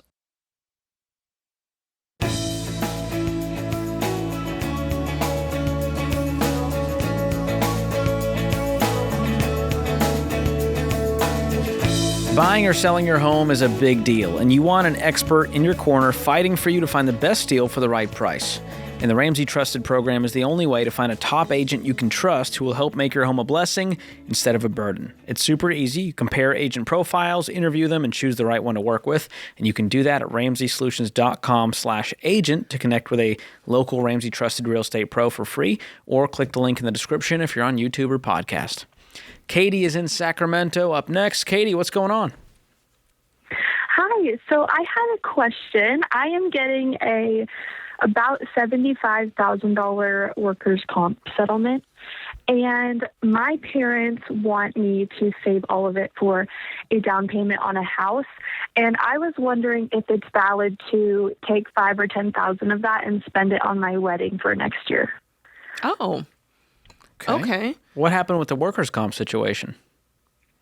I got injured, and I ended up getting an attorney and turned into this. Wow. So, yeah. Are you okay now? Are there any kind of ongoing health I'm getting better. concerns? Yeah, I have good private insurance, so but I'm slowly getting better now. I'm just doing a lot of different treatments. And you'll be able to work as you once did? Yes, Okay. correct. Okay. I start nursing school in the fall, actually. Okay. Cool. So you're getting married. Are your parents helping fund the wedding at all, or it's just you and your fiance fitting the bill? So it's a little bit of both. So his parents are pitching in a little bit, mine are pitching in a little bit, and then we're also going to have to pay a little bit on our own. What's the total budget? I think we're looking at about $15,000, and I'm thinking we're going to be splitting it 3 ways. Okay. 15, you said? Yes. Okay. So you guys collectively as a couple would owe $5,000. Yes. Okay. And you want to take 5,000 of the 75 and that be your cut? Yes, correct. I mean, I don't see why not. Is there anything else to the equation we need to know about? Do you have a bunch of debt laying around anywhere? It doesn't sound like you do. No, we have no debt. We have paid off vehicles, and we currently are living in a trailer on my future in-laws' property to save money. I have my bachelor's degree, but I don't have any student loans. I have all of it paid off. How are you paying for nursing school? It's only about $5,000 because it's through a community college, so my parents are offering to pay for it. They're paying for that. I mean, I think 5,000 of the 75 is a reasonable amount. I think the $15,000 wedding in full is a reasonable amount. I'm honestly impressed you can do a wedding for that number in today's America. I agree. Yeah, definitely. And I guess my second part to this question is what to do with the rest of the money to help it grow over time until I'm ready to buy a house. Yeah, how far away is that purchase, you think? Is it a year, 2 years, 5 years? About 5 years. 5 I'm years. 21 right now. The so magic I'm number. trying to save up a little bit more. Ding, ding, ding. So the way we look at this is 5 years is a long-term decision. And so you could invest this money. You could invest it in like a brokerage account, non-retirement, put it in some index funds and let it ride. And hopefully in 5 years, the reason 5 years is sort of this magic number is because over 5 years, you're likely to see some gain in that investment account versus a shorter time period, like 2 to 3 years. You could see some market dips, and you go to pull out that money, and it's a smaller amount than you even put in. That's not the ideal scenario. So if that worries you at all, a high-yield savings account is still a great option. You can make over 3%. You can jump on to fairwinds.org/Ramsey and open one with the Smart Bundle, and that'll at least help your money grow and not get eaten up by inflation sitting in a checking account. Yeah. What would you do, George? Would you invest it or would you hold it your temperament? At 5, if I knew it was 5 years and I'm not going to get a little, doom scrolling on Zillow and go, oh, really 3 years, then I would be comfortable investing it. And you can always contact a SmartVestor Pro on our website to help you invest that wisely. But otherwise, a high yield savings account, no one's going to be mad at you if you do that. Nope. Okay. All right. Sounds good. Well, thank you guys so much. Yeah. Good luck with everything. It's a lot of life change. That is a lot. Nursing school, getting married, trying to buy a house, especially at 21. Yeah. So much life left to live. Babies, I tell you. Don't you wish you could go back and be 21 and debt-free? Oh. If I was 21 and debt-free, I wouldn't know how to act. I don't even think I would know how to I don't think I function. could stay that way at 21 with my prefrontal cortex. I'm like, I gotta go get some debt. I'm itching for some debt. Listen, I think I needed to learn my lesson. Maybe it was good that I had a lot Some of us debt. need to touch the hot stuff. Yeah, that's right. All right. Oh, boy. Mike is in Portland up next. What's going on, Mike? Hi. Thank you for taking my call. I've got 2 questions. One is much more minor than the other one. So I'm going to lay down the sort of groundwork here. So I'm 29 years old. I am a nurse, and I make pretty good money. I currently make about $250 a year. Whoa! As a nurse. How? Travel? I do. No. So luckily, on the West Coast, we do. I'm from Florida, and we make crap money there. And we get paid a whole lot more here on the West Coast. That's one of the reasons I came out here. And I do work a good amount of overtime as well. So this isn't just me working. Is this a specific type of nursing? No, I'm just a nurse in the hospital. Every nurse in my hospital could make that much if they work. I mean, that's like doctor money. I'm just impressed.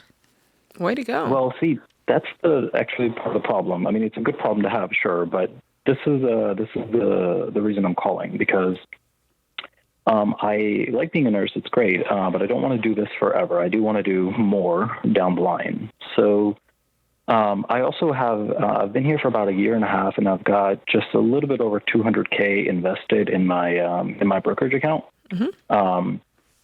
And it's been going well. And really, I went into nursing because I wanted to do something else down the line initially. It's basically something you can go back to school for, and you essentially you work in anesthesia. Those guys make much more money than even the $250 I make. It's closer to like $350, $375. But it's a 3-year school to go to, and most of those schools will either make you sign a contract saying you cannot work during that time. And even if they don't make you sign a contract, you can't really work in that time. It's so intense. You're so busy. It's pretty intense. Yeah, You're really not going to be able to work very much. So initially, when I worked in Florida, I was going to make about $60K a year. So that was a pretty easy thing to pass up for 3 years, to go to school and make a whole lot more money. But now it's so much more. So to give up all this income. What would you be earning if you got the degree after 3 years? So pretty reasonably, anywhere between $350 and $375. That would be pretty reasonable. And what's this program cost? So that's the other thing. The cost of the program usually about $130 to $160, depending on the school. But you also have to live, right? So most people have to take loans out. It's very similar to medical school, because most people go to medical school, they don't have a significant amount of money to live off of. Yeah. Well, you've got the money invested to pay for the cost of the education, but you're not quite. The problem would be, what would you live off of for 3 years? How much do you need to live for a year if you were just acting like a broke college student while you're in this program? So I pretty much live like that now. I invest my money very, very aggressively. Probably maybe like $3,000 a month. So you could live off, let's say, $50,000 a year. You could live. Oh, for sure. So you need $150,000 plus the amount for the program, which is $300. You currently have $200. Here's a game plan. I would just work for another 6 to 12 months and save up another $100K, and then you've got a nice little parachute to not work for 3 years and cash flow this entire program, and you will likely be the only person to graduate from that program completely debt-free. So here's the other option. I think that is one of the ones is one of the options I was thinking about. But the other option I thought about is, why not just keep doing what I'm doing? And what I mean by that is, if I were to keep doing what I'm doing for about another 5 years, I would reasonably, assuming the market goes okay, I invest in very, very, very safe. We got 5 seconds, Mike. Spit it out. You want to retire early? What? No, I don't want to retire early. I would just like to work for 5 more years and have about $1 million invested, and then instead of going the anesthesia route, just go be a nurse practitioner. Yeah.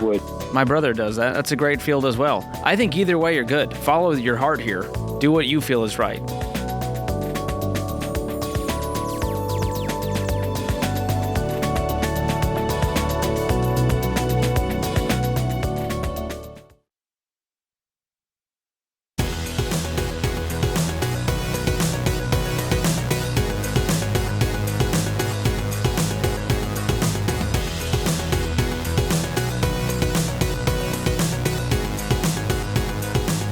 The Ramsey Show question of the day is brought to you by YRefi. Out-of-control private student loans can make it feel like you're stuck financially, but YRefi helps borrowers explore refinancing with low fixed rates and payments that make sense for their budget. Visit yrefi.com/Ramsey to learn more. That's the letter Y, REFY.com/Ramsey. May not be available in all states. All right. Today's question comes from Travis in Maryland. He says, I'm debt-free and I've built a successful career making over $150,000 at age 28. I will soon be marrying my fiance, who is graduating from medical school with $475,000 in student loans. Whew. She seems flippant about this amount of debt when I bring it up.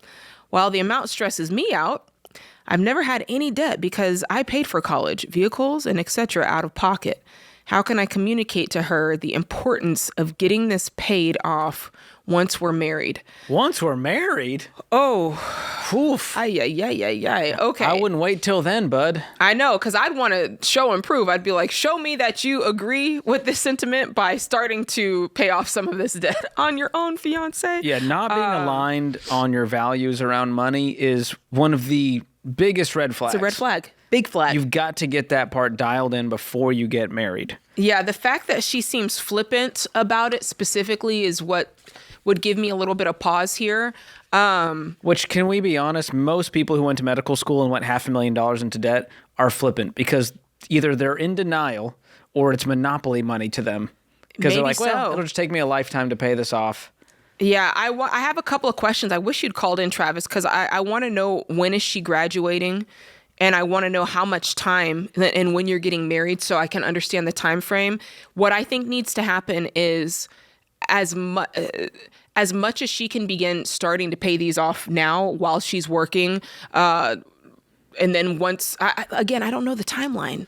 Yeah, it says she's graduating. We don't know when. We don't know when she'll have a job, what residency looks like, all of that. So this could be a long journey before she's making real money. Mm-hmm. And so if they're married, it's Travis's problem. That's now. right. So he's worried, understandably, about taking on $500,000 of debt. And if she's not on board with him going, full force paying if it off, she's minimum payments and he's like, we got to clean this up before we get a house, well, there's going to be a lot of fights. They got to have this conversation. This is a conversation that you're not going to want to have, but you need to have. And you have to have the conversation and not try to manipulate the outcome for it to be what you want, simply because you think you want to marry this person. You need to go where the facts lead, my friend. Yeah. And I would get to the bottom of why she's flipping about it and do it calmly. Mm-hmm. You don't need to be, defensive and instigating and yelling, but just say, hey, I want to know, why are you so cavalier and nonchalant about this? Like, this is a lot of money. Yeah. And you might need to help show her that with some math and what a monthly budget would look like trying to pay off $500,000 in student loans. Mm-hmm.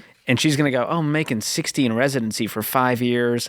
This is going to be a tight life. Yeah. And it's going to delay our ability to buy a home and go on vacations and upgrade the cars and all the things you want to do once you're married. That's true. And so if you guys can at least get on the same page of, here's the game plan once we're married, here's how we're going to attack this debt, then I would move forward. But I would not wait until you're married to have that discussion. I would not. And let's talk about this for a tad bit longer, because I think this is important. So if you're dating someone and you want to start having conversations about money, the first thing you're just trying to learn is what their philosophy is around debt and spending. And I think the best way to do that is to simply float a question out there and listen for the response. Don't start by saying your point of view, because I think a lot of times if you're out with somebody, you like them, you think there's a future, if you have a sense of what they believe, sometimes you can kind of veer your answer towards theirs. There's a little bit of fake it till you make it. A little bit, yeah. And with this subject, you don't want that. So it would be as simple as me being like, so George, so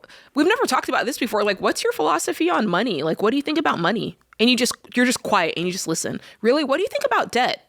Debt is fascinating to me. What do you think about it? And if he's like, well, if you leverage it the right way, learn. And that night, everything would be like, oh, that's so cool. Does he ask you the question back? These are all does she shut down when you bring it up? Yes. Now it's something we got to dig into. Yes. What's behind that? And it might be something from her childhood or how her parents handled money. Who knows? Shame, guilt, baggage. But you got to deal with this stuff before you put that ring on it. Yeah, there's got to be like 3 levels that you got to get to. Number 1 is just you learning. Number 2 is, are they asking you? Are they interested in your opinions on the matter?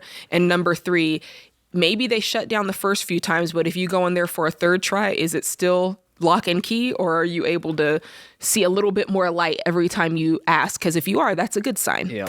And the bad stuff is just going to be amplified once you're married. Yes. Once you can really let your hair down. Yeah, it doesn't get easier simply because there's a ring on your finger. Yeah. Please. Good luck, Travis. Wish you the best. Terry is in Boise up next. What's going on, Terry?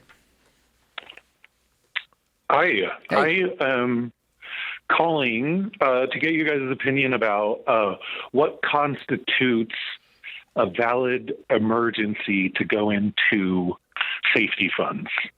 Ooh. Do you guys disagree on this? Vehemently. Oh, wow. What do you think constitutes as a financial emergency? Things like, so I've been on a long-term job search. And so that's adding to my wife's stress about money. So that in and of itself is kind of an emergency, which I've tried to include in the conversation. Her take-home pay is about $3,800 a month, and we have been using every dollar and been living on a very declared budget. And so when things like holes in the shoes, or prescription contacts for our kids, or a dentist, or car repair, more like kind of preventative maintenance, car care a lot of times. She thinks that's an emergency? They put us over the $3,800. And I actually even know pretty much the exact amount that we should be supplementing the monthly income by about $300-ish because of how responsible we're being. But she is just very fearful of the savings going away because the job search has taken so long. Are you guys living off of savings because of you not having income? No, we're living off of her income. So, okay. The take-home pay. How much is in savings? $40,000.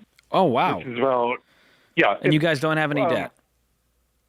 None. No, we just finished.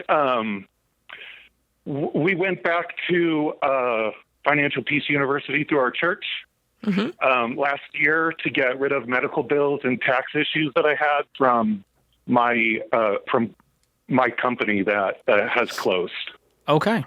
Way to go. Well, you guys are in a better financial position than you think, especially once you get some income in the door. How long have you been going without income on your side?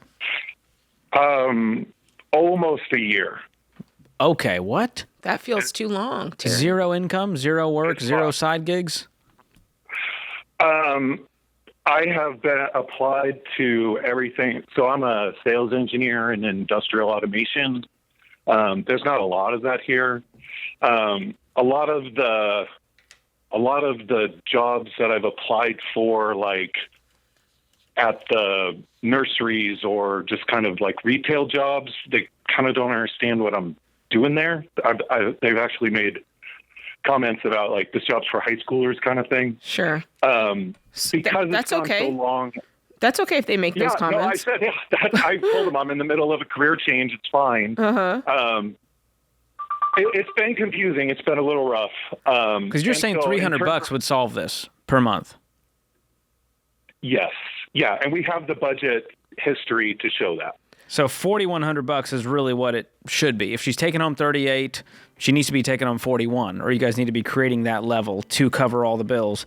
And so I'll say this. Here's what constitutes an emergency. Is it unexpected? Is it urgent? Is it necessary?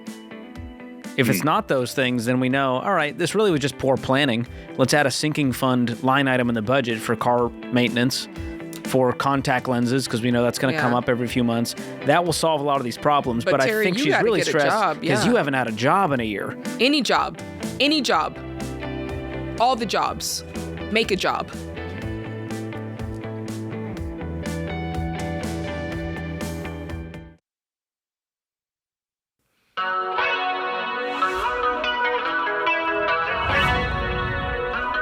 Welcome back to The Ramsey Show in the Fairwinds Credit Union studio. I'm George Kamel, joined by Jade Warshaw. We've got open phones at 888-825-5225. You jump in, join the conversation about your life and your money.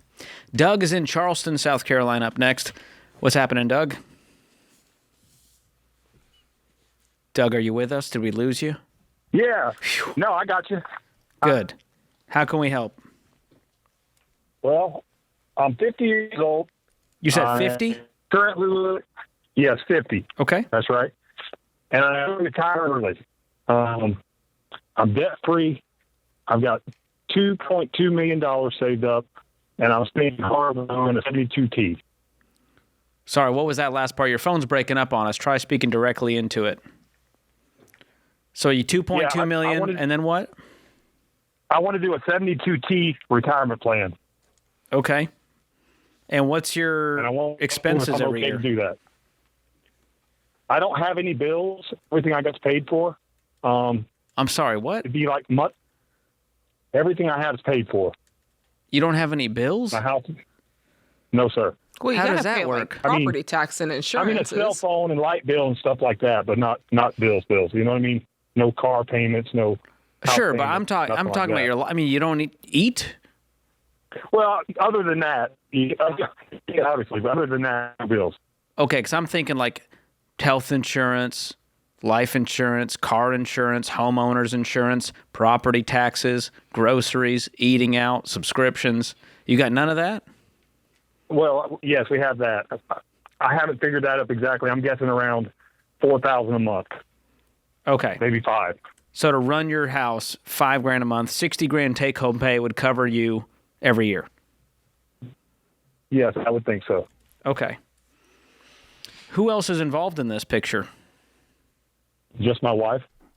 Okay. And is she working or is she retired? No, she's a stay-at-home mom. Okay. How old are the kids? They're grown and gone. Oh. So she's a stay-at-home wife now.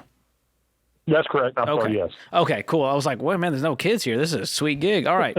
So you both want to retire? Are you both good with this goal? Or is there sort of an encore career on the horizon for you that you want to pursue? Well, I do some pressure washing on the side now that I would probably continue to pursue. And I guess one of the reasons why I'm calling is to kind of help clarify it for her and me, where she's not nervous and I'm not nervous about doing it. Have you guys ever worked with a financial advisor? We do, yes, sir. Okay. Have you run these numbers by them to see the projections and all of the what-if scenarios? I have a Teams meeting with my financial advisor Monday. But okay. I wanted to get your opinion as well. I appreciate that. I just figured the more opinions I get, the better. I've listened to y'all for years. You're in a so great spot. If you're completely debt-free at 50 with $2.2 million and you have $60,000 in expenses every year, that tells me you're in good shape to do this. That's why I was asking about those caveats. Are there any upcoming expenses? Do the kids need to save for college? You've got a paid-for house, all of that. Where is this $2.2 million sitting? Yeah, is it Roth or is it traditional funds? Most of it's in a 401k, but about 7 years ago, they opened up a portion in our 401k to put it in Roth. Mm-hmm. And then I also have a Roth for me and for my wife outside of my 401k plan with my financial advisor. How much do you guys have in cash? Readily available cash, probably about 50. Okay. Has your financial advisor talked about having some cash reserves or bonds or a bond tent, something like that, to help preserve your nest egg? No, sir, they haven't. Okay, that would be something I would ask about. Those are the kinds of things where I want to know every scenario. Let's say the market was down for 3 years. How would you guys make it without depleting the nest egg at the worst time? Those kinds of scenarios. And if you can, dot the I and cross the T 7 different ways, then I'm going, all right, green lights, go for it. Okay. And you can also try it for a year. And if you're like, hey, the portfolio can sustain this, we've enjoyed this, then you kind of know. And if not, you're only 51 by then. And you're a smart guy, you can always go back to work and make some money, right? Well, yeah. Where I'm at is a rather large steel mill, and I could probably end up getting a job back there eventually, but it's very hard on the body in the deep south in a steel mill in the summertime. So I don't know that I'd be wanting to go back there. And I get what you're going to say next. You're going to say you don't have to go back to a steel mill. You could find other things to do. I understand that, but I'm just trying to travel, do some fun stuff now instead of work all the time. Sure. I mean, at the rate you're talking about, to take out enough money, now you're going to pay taxes if it's on the traditional side. So the other pieces of homework I would talk to your advisor about is Roth conversions. And then also the other pile of money outside of your retirement, which is locked up. And again, you mentioned that the 72T, which can be a tool to access that retirement fund early. But I would try to let that money grow and keep compounding before you access it. So if you have other money you could use, and that might mean you work for a little bit longer, stack up some cash, maybe get a year of expenses under your belt and let that money grow for another year. But I think sitting with that financial advisor and going, hey, I need a final gut check. Show me every projection possible to make me feel really good about this. But you're talking about, maybe a 3.5% withdrawal rate, which if you look at every financial planner would say, you're good. You're never going to run out of money if you do it that way. Okay. But the question is long-term care, the crazy health stuff that could come up, big expenses that come up. That's the kind of stuff I want you to be ready for in case you go, man, I'd love to buy a car, but it feels like I shouldn't. I don't want you to have a sort of a limited retirement because you're scared to spend money because you're not sure if you're going to run out. And that's why I would have a lot of confidence going in. Okay. But thanks, guys. I appreciate it. You've done really well, man. As long as your, lifestyle doesn't inflate like crazy. Yeah. You got a green light from me. Let us know how it goes. I wouldn't want to be in that steel mill for a single day, Jade. I don't think I'd make it. No. No. I wouldn't make it through the audition. They'd be like, hey, pick up that Pete. No, he's They done. would just look at a photo of me and go, she's not. She can't do it. Well, especially in the trades, it is when a job is hard on your body, it's like you're in the NFL. Like you can't do this for 30 years. And so I totally understand. I also just go, I've seen a lot of people follow the FIRE movement, which is financial independence, retire early. And this is not a similar situation, but they stack up a lot of money aggressively over a shorter period of time, and they basically burn themselves out to the point of exhaustion and panic attacks in order to retire early to do what? And so I always tell them, what are you retiring to instead of from? I think and Dave and I had this conversation the other day on the air. I think the word retire, when you're that young, I think what you really want is work optional. Much better phrase. Do you know what I mean? And that way it's like, I may not want to go to my 9-to-5 job Monday through Friday, but if it's the right type of work and it's the right hours and it's on my terms, I'd be willing to do the thing I love and still make money from it. And I think that's probably what most people are after. I don't think most people just want to sit and do nothing. Yeah, retire feels like Price is Right reruns and bingo at the VFW hall. Yes. And I think that will lead to an early death if that's all you do. And trust me, I love bingo and Price is Right more than anybody. But options are what people want. They want the option to say not today. Freedom, that's what you're after. Mm-hmm.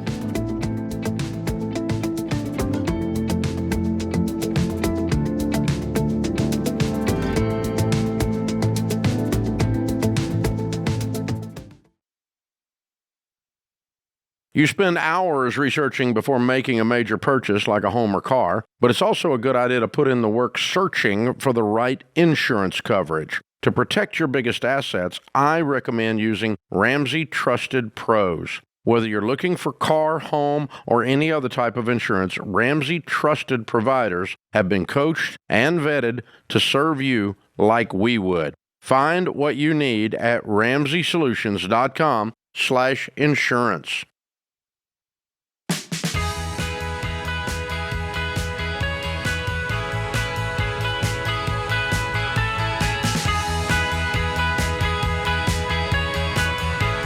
Welcome back to the Ramsey Show. Before the break, we were talking to Doug, and he was asking, can I retire early at 50 years old? I got $2.2 million in retirement accounts. I got $50K in cash.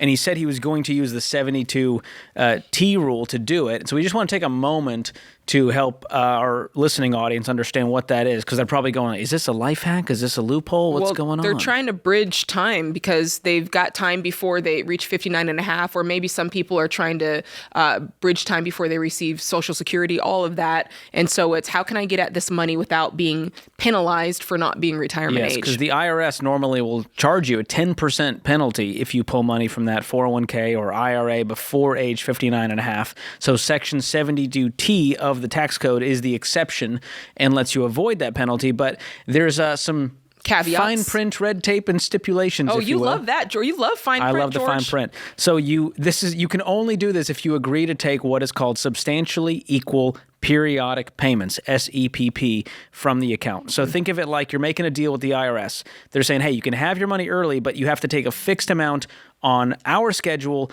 not yours. And you're locked in for 5 years to that schedule. Yeah, it's 5 years or to 59 and a half, whichever's longer. So in Doug's case, you're talking 9.5 years of making sure that you can live off of this exact payment. Yeah. And so that's part of the risk I was talking about, where you got to make sure your I's are dotted, T's are crossed before you just go, oh, cool, there's a loophole, I can do it. Well, where people get hung up sometimes is they know, okay, I won't be charged the 10% early withdrawal, but they forget that they're still going to have to pay income taxes on the money. Tradition, yeah, because it's traditional. Mm-hmm. And here's the crazy part. If you miss a payment, take extra, change the amount, modify the plan before the lock-in period ends, the 10% penalty applies retroactively to every single payment you've already taken, plus interest on all of it.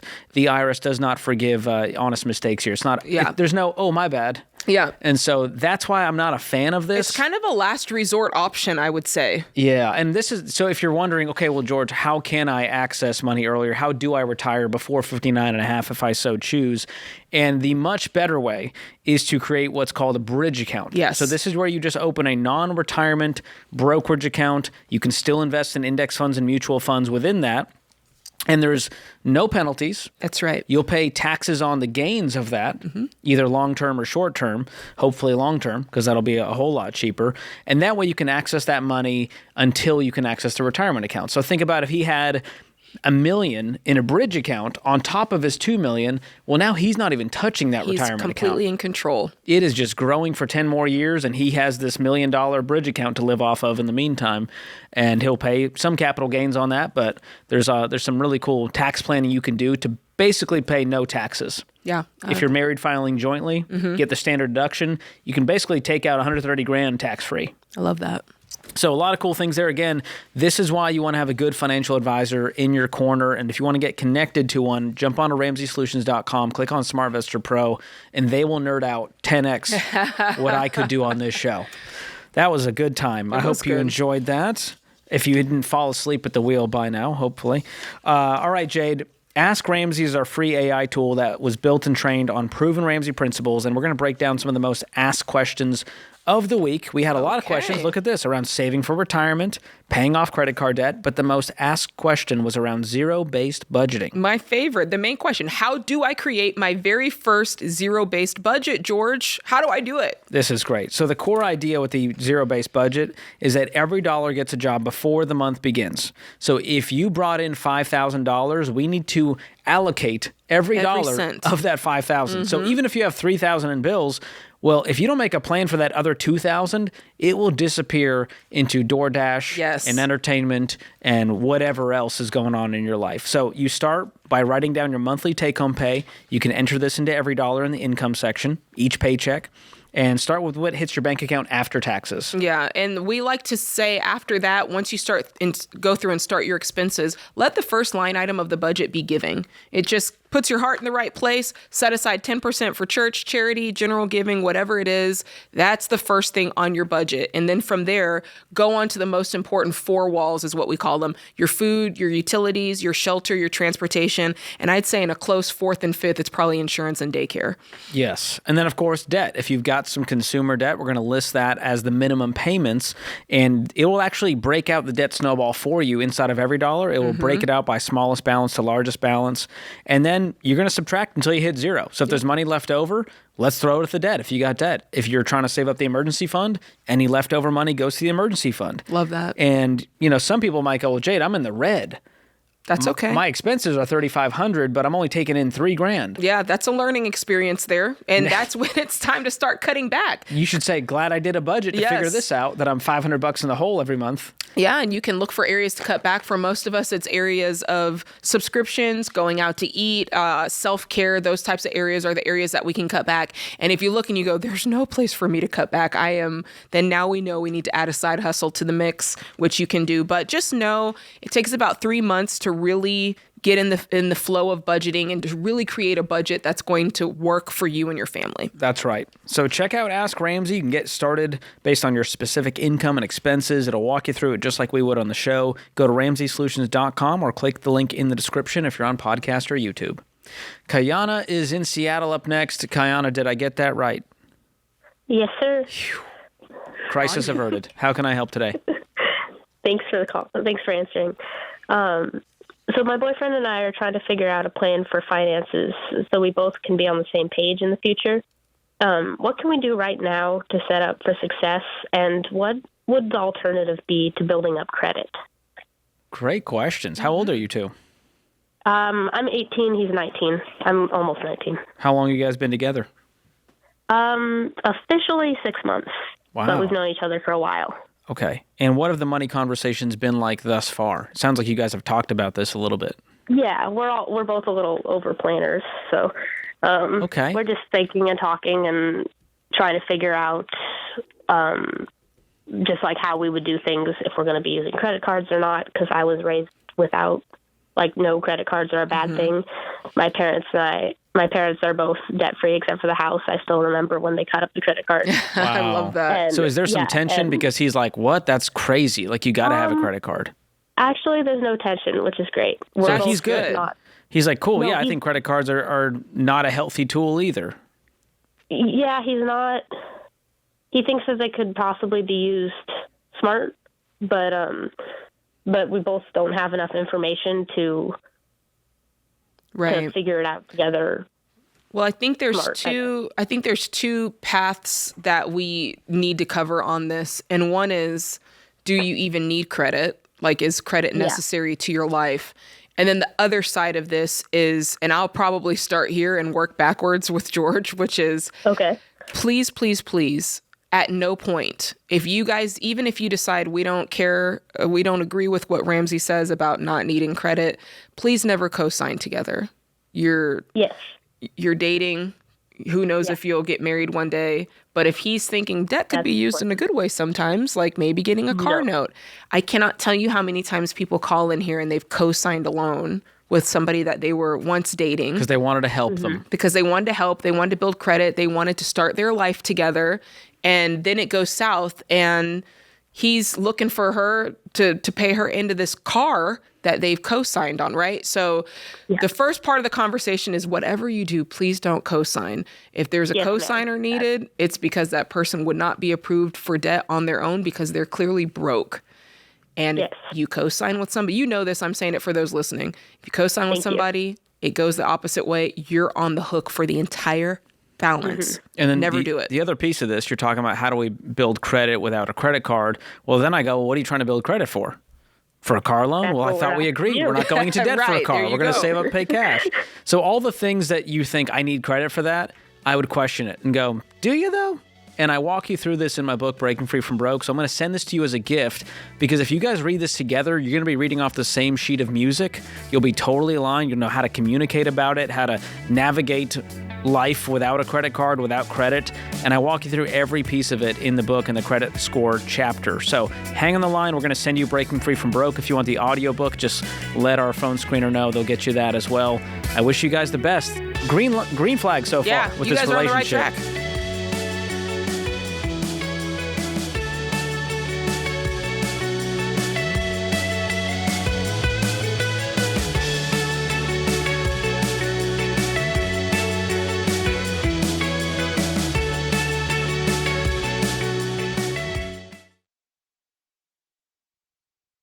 Hey, George Kamel here. We often talk about how being normal sucks when it comes to your money. But guess what? Normal isn't so great when it comes to your job either. Normal is staying in a job you hate, dreading Mondays, and working for people you don't even like. Sound familiar? Well, the good news is you can break free from normal because Ramsey Solutions is hiring, and we refuse to settle for the ordinary. In fact, we are anything but normal, and we are proud of it. And right now, we're hiring for technology, sales, marketing, writing, copy editing, and creative roles. So head over to RamseySolutions.com/careers and apply today.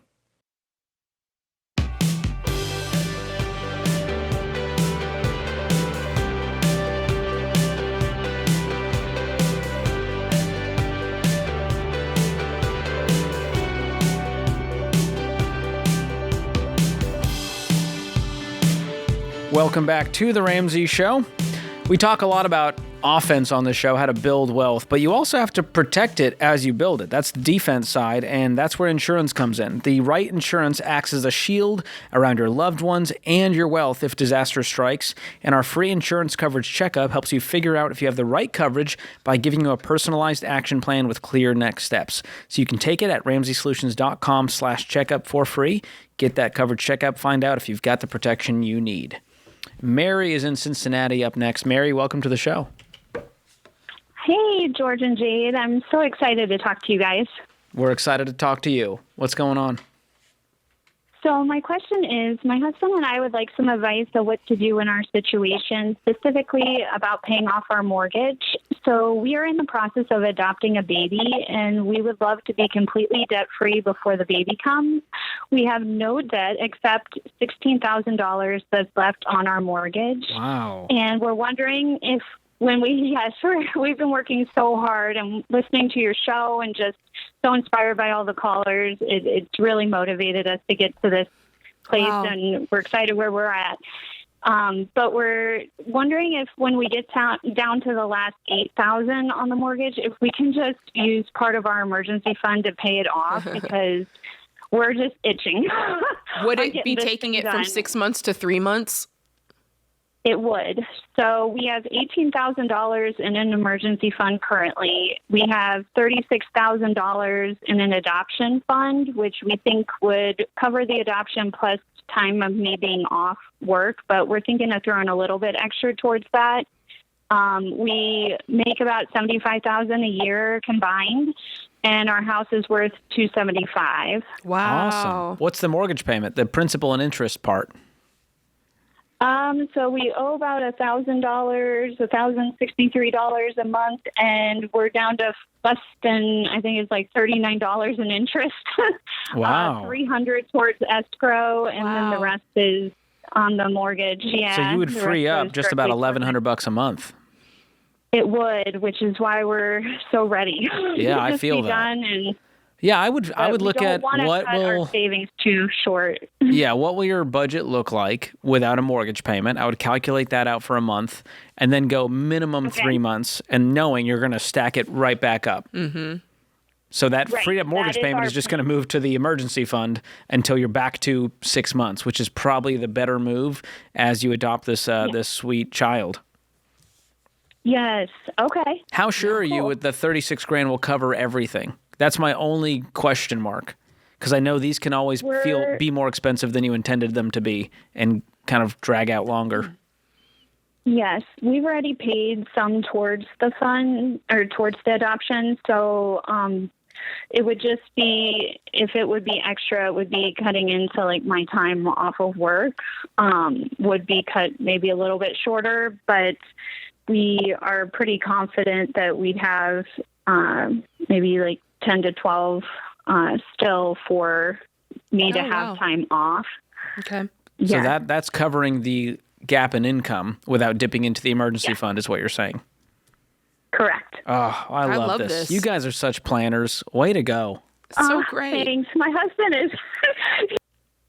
We no, lost we lost you. her. She was about to say I'm guessing she was going to say my husband's so excited. Yeah. They've done such a good job. Just know I didn't hang up on you, Mary. That was on your own volition. On $75,000 a year to save $36,000 for an adoption, $18,000 for an emergency fund. Knock the mortgage down. Knock the mortgage down. Rock stars. That is impressive. Don't tell me you can't do it, because Mary just proved you wrong. Yeah, I'm inspired. She's making us all look bad out here.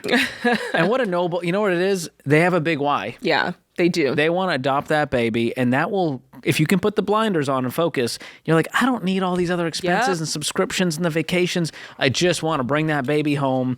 And man, if we can bring this baby into the world debt free, even better. That's a great why.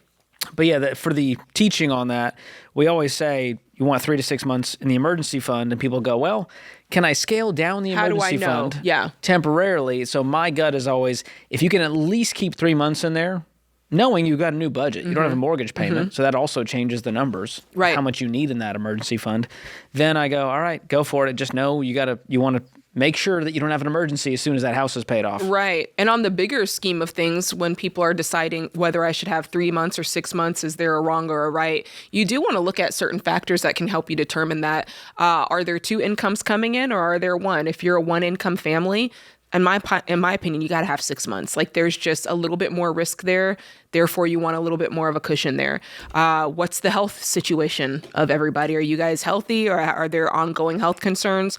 That's another one. If everybody's healthy and there's 2 incomes, 3 months might be all right. But do you see what I'm saying? And so the factoring stability that of the jobs and income. If you're a teacher and a UPS employee, well, that's pretty stable. If you're in commission sales and you're not sure what the income is going to be, I would lean towards 6 months. So I got to tell you, ever since COVID-19, I almost am always on board with 6 months, no matter what. It just makes me feel good to tell other people, hey, if you can get 6 months, just do it.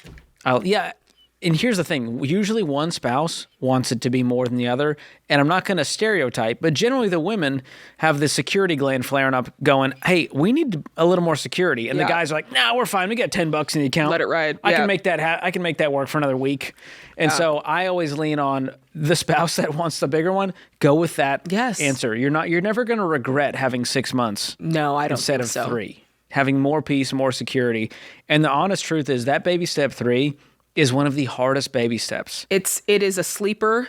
People sleep on how difficult, because you've come out of baby step 2 and you think that you're about to have like this major relief of life is going to get easy. And then you're like, oh, holy crap. This has got a level of challenge to it as well. You don't get the excitement of knocking out a debt, freeing up a payment. That's what it is. The gazelle intensity, like you still need the gazelle intensity without all of the fanfare. Well, it's what you described earlier, which is the why kind of gets hidden. When you're paying off the debt, the why is right in front of your face. You're like, I see you, Sally Mae, and I hate your face. And so you're ready to like make the debt payment. When you're saving money, you feel good about the fact that you're paying yourself, but it just doesn't have the same You gotta manufacture the tenacity. Well, it's like paying into an insurance plan. You're like, great, I'm glad this is helping to cover me in case of something happens, but this is not exciting to pay for. I don't love this. Nobody's stoked to pay for their auto insurance for the year, but you're real happy you have it. Right. And once you do see that 6 months sitting in the account, you're like, you become, what's the guy, Smeagol from Lord of the Rings? Oh, yeah. What's his name? Spiegel? Gollum. Isn't it like with an S? Smeagol? Wasn't it? Gollum and Smeagol. Okay. Nobody knows. My precious is what I'm getting at. Yeah, it's funny. It becomes your precious. Once you build it, you're like... What's the man's name? Do you guys know what it is in the audience? Is it Smeagol? Is it both? It's like pre and post? Smeagol versus Gollum? Okay, we got there. It's the same person. First of all, let's forget this conversation ever happened that I referenced Lord of the Rings. We'll edit this out because the nerds are going to come after you in the comments and flame you, as the kids say. You're going to get roasted. But it is true. Once you build the emergency fund, it's like you built that sandcastle and it took you forever and you're like, nobody touch this thing. Yeah. Oh, nobody touch it. And even a real emergency, you're like, no, it's not an emergency. And you'll do everything you can to keep it. What's funny is once you build it, you stop having the same level of emergencies. I agree with that. They don't feel like emergencies. The flat tire is now just an inconvenience instead of a, Yeah, because at that point, I also think your money management skills have reached an all-time high. And so you've become such a better planner. You can look at life and go, I see this coming and I'm going to plan for it. I know it, right? And I think that all of that just comes with time and financial literacy. And you get better at maintaining the things you do have, which causes less emergencies. Yeah. So it's sort of a self-fulfilling prophecy. And most people go, I could cash flow this in my budget this month. I don't need to tap into it. All right, George, inquiring minds want to know. Uh-oh. Do you ever just have times where you're like, I feel good about keeping a little more than 6 months? Oh, 100%. Okay, and my me wife too. is Me that too. way. Me too. Like whatever my number is, she's like, double it. I'm like, Yeah. Okay, fine. And you know what? It's sort of like a life fund. Yes. Of whatever, if we want to buy something, a bigger purchase or an opportunity comes our way, or a generosity opportunity. You have the money. We have the money. So Just it's reach like over. You have an emergency fund for your emergency fund. I love the feeling of that. Can't beat it.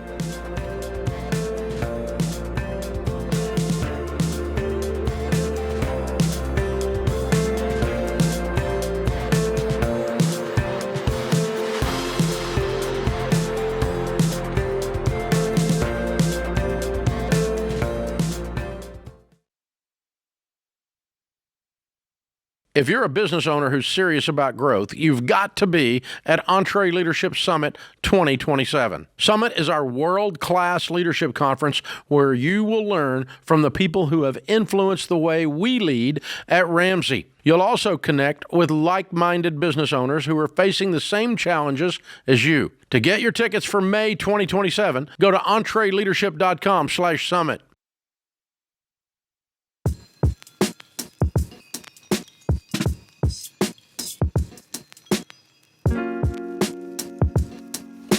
Our scripture of the day, Galatians 1:10.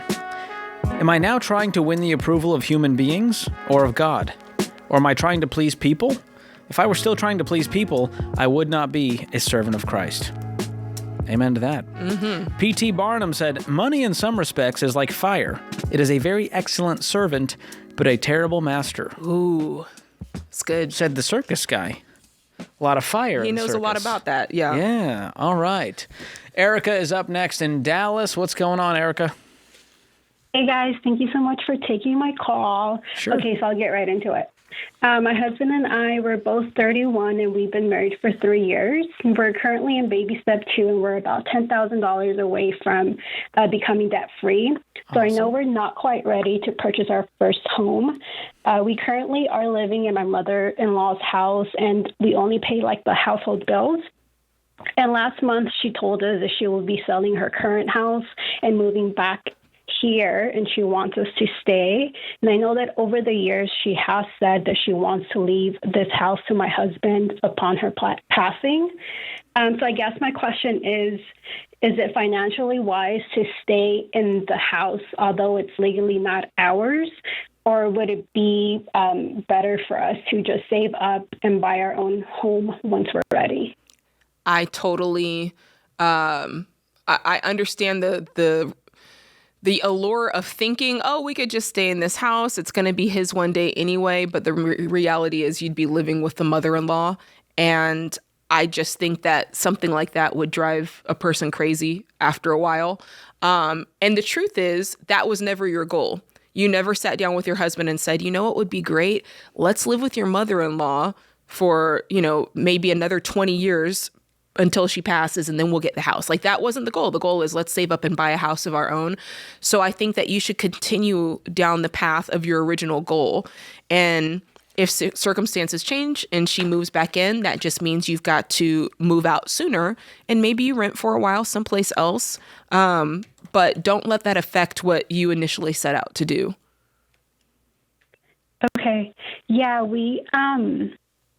I'm currently in nursing school, and I should be graduating next May, and I already have a job lined up. Mm-hmm.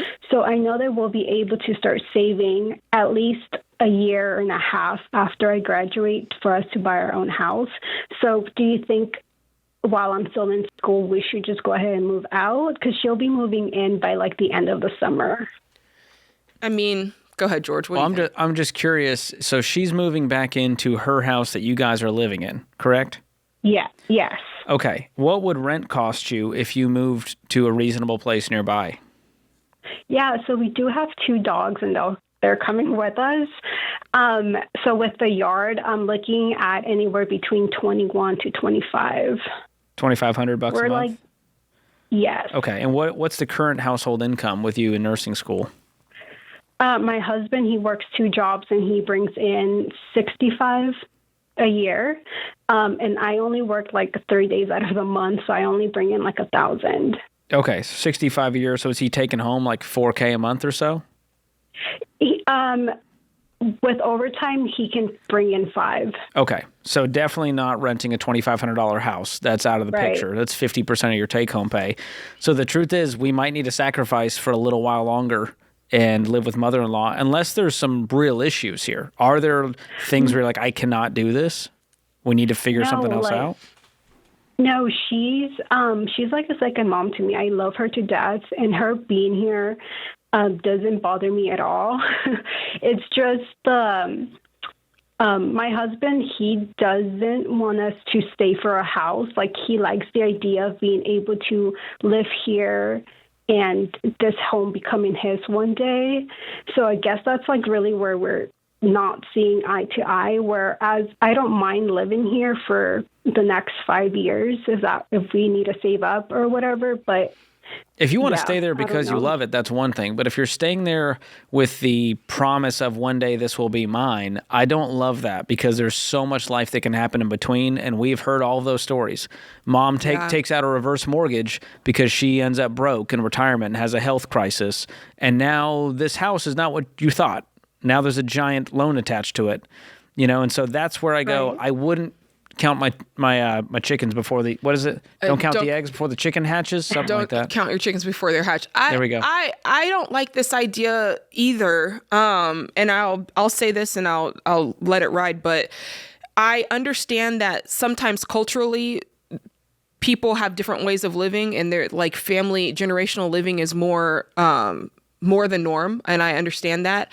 However, just from a marriage point of view, I tend to believe that marriages need their space to grow and become what they're going to be.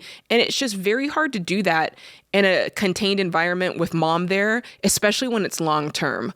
I just think you guys are you're young, but you're old to be living with a parent, right? You're young in your marriage, but you're also 31. It's not like you're 21. So there's part of me that's like, hey, be 31 and use your income and understand that, hey, if we want to be able to have this type of an apartment, we're going to have to improve our income in this way, and allow yourself to stand on your own 2 feet. I think that would be my advice, barring the cultural statement that I made earlier, if that's part of this, and you're like, hey, this is just how we do it in my culture, then I'm not going to fight you on that. If you're going to stay, I would have an end goal in sight and make it stated among the group that we are gone by this time, and that helps add some clarity to the situation.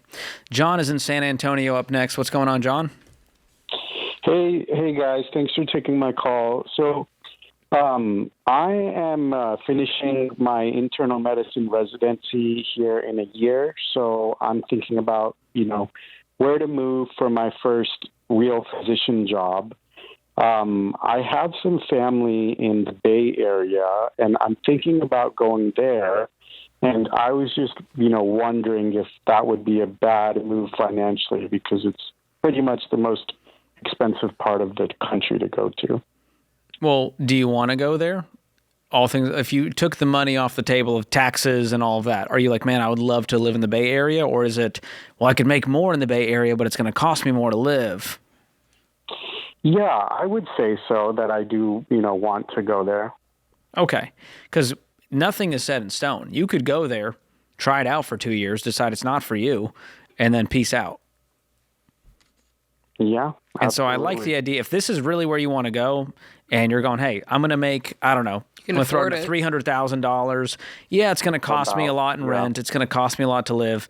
But if anybody can make it work out there, it's a guy making $300,000. Yeah. Okay. So if you were like, hey, I'm going to make $40,000, I want to go live in the Bay Area, I'd go, hey, man, that's going to be a really tough life. Yeah. But with your income, do you know what it may be in the Bay Area? Yeah. The jobs, the base rate pays like $320. Okay. So we'll just half that because Bay Area. And now you're bringing home $160. And then you have look to ask at rent, yourself, look at groceries, where you want to live, what that's really going to cost. And that'll give you some clarity versus just vibes. Yeah, you have to think about your values and what it is that you're trying to accomplish financially. Are you going to want to be a homeowner one day? Are you going to want to have a wife one day that stays home? Like, what are the things that you believe that you want out of your life for the next 10 years? And would you be able to accomplish it living at that cost of living? Or would you be able to accomplish a level of that, and would you be happy with the level of life that it gives you? And then you have your answer. Right. How old are you? I'm on the older end. I'm 35. I'll be 36 when I... You're on the older end. What's it mean for me? What? What's this mean for me, John? I feel like... I'm done. I guess compared to my colleagues, everyone, I took 7 years off. But I mean, to become a doctor, it's like a 17-year journey. So you've got to be in your 30s by the time you finish it. So you're doing great, man. I would, if you want to pull the trigger on this, I would go for it after doing some homework. Yeah. I would obviously go visit the area. That's a good start, and get a feel for like, all right, this is what my life would be like. Kind of pretend like you're living like a local, and this is where my apartment would be. Here's the lifestyle. And then you can go for it. Because at 35, as a single guy, you can always change your mind at 37 and nobody's mad at you. You're not uprooting too much. Best of luck. All right, that puts this hour of The Ramsey Show in the books. Remember, there's ultimately only one way to financial peace, and that's to walk daily with the Prince of Peace, Christ Jesus.